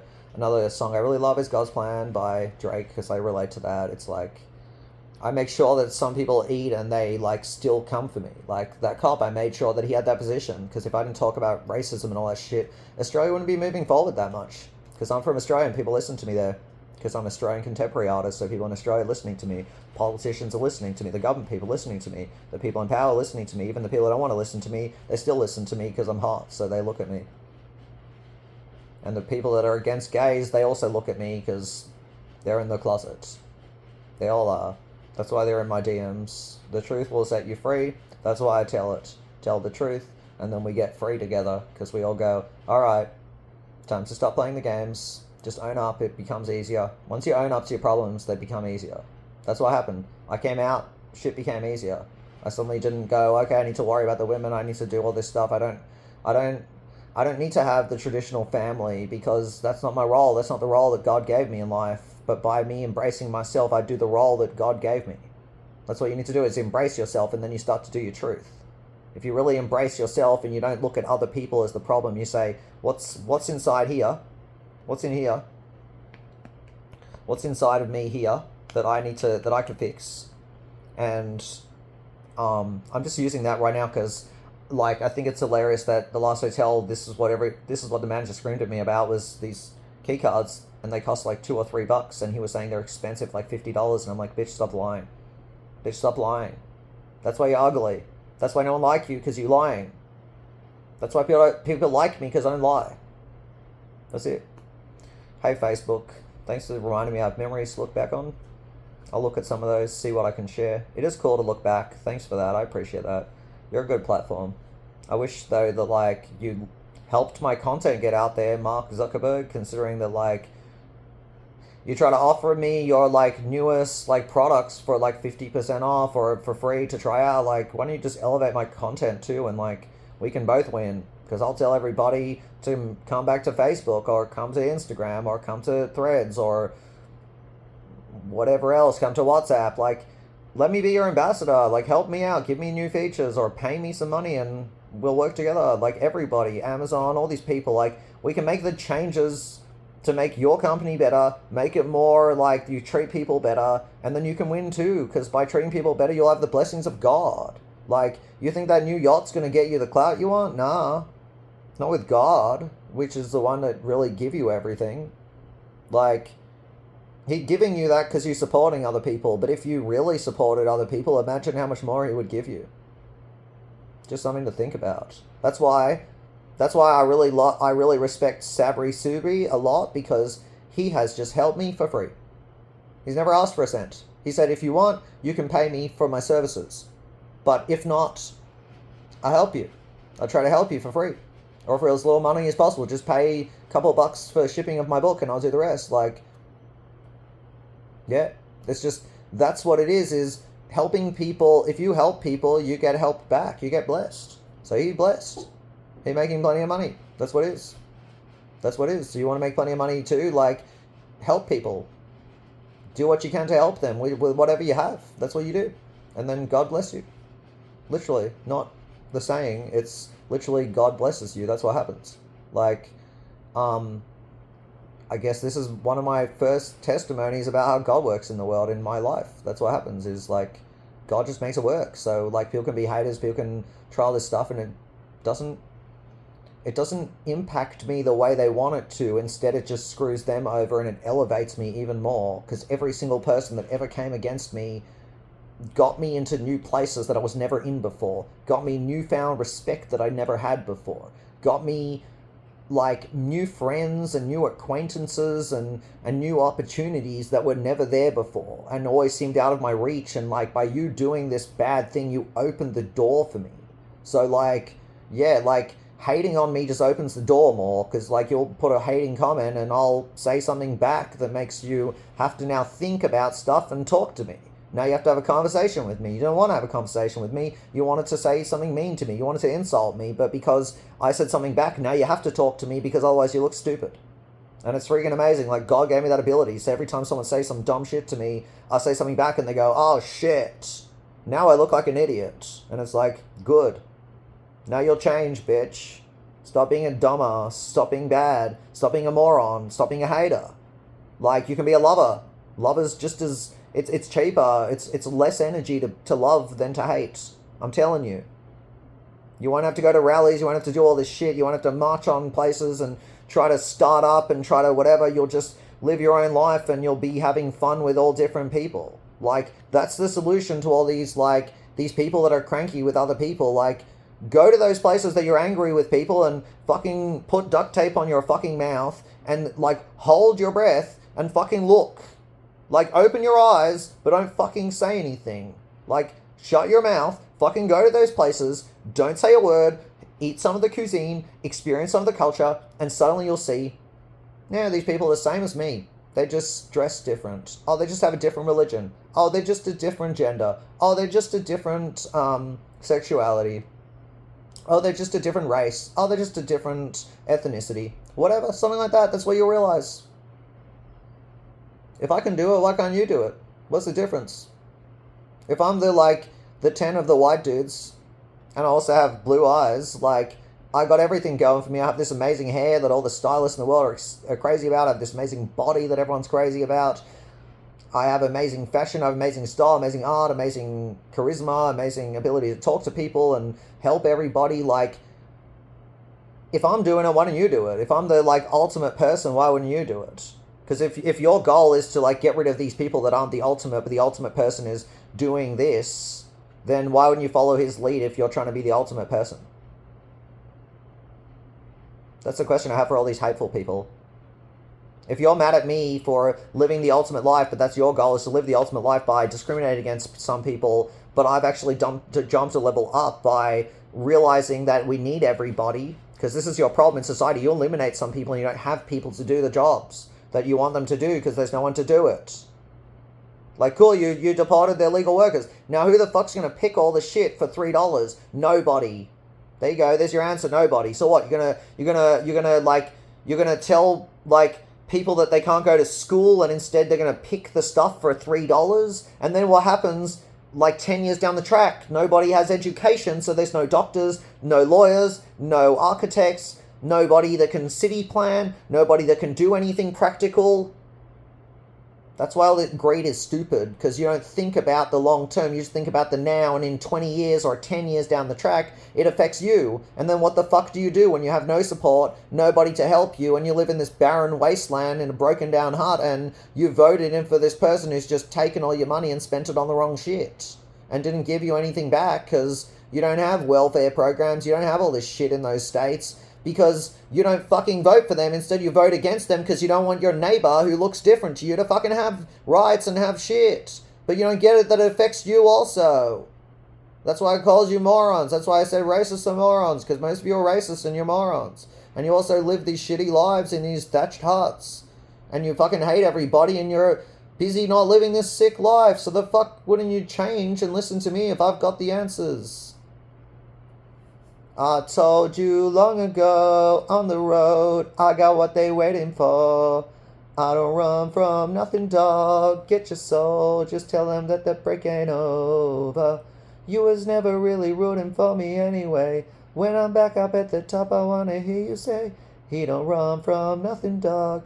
Get your soul, just tell him that the break ain't over. I literally sang that outside the hospital in front of those security who bashed me up and sexually assaulted me for being gay and Jewish in front of the emergency room at the Wimmera, the Horsham/Wimmera emergency hospital in Horsham, after they, like, sexually assaulted me and the police covered it up. I actually sang that song outside to them, like, as I played it on my phone, and now it's like, this is what's coming through, is like, I told you long ago on the road, I got what they waiting for.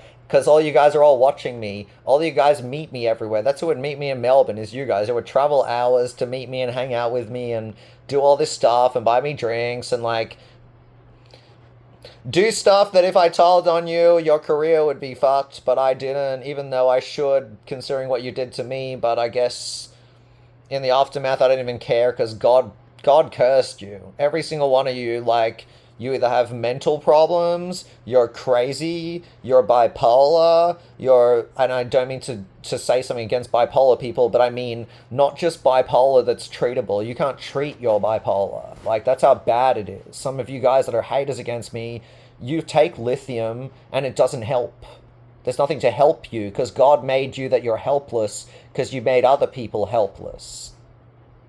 That's my thing, is I've never made anyone helpless. I just help people. And then people make me helpless, or try to make me homeless, like someone did 6 weeks ago. And now God's busy making them homeless, which is just fucking karma. I didn't do it. God did it. That's why I told all these policemen, I said, look, you can claim that I did a bunch of stuff. You can lie to the courts. You can get a criminal record on me. You can lie to everybody. You can do shit that, like, whatever. And God will figure it out that, like, you in the end are going to be fucked over from it, not me. I don't even have to do anything. I just have to keep believing. That's why my favorite song is Bon Jovi. Don't stop believing.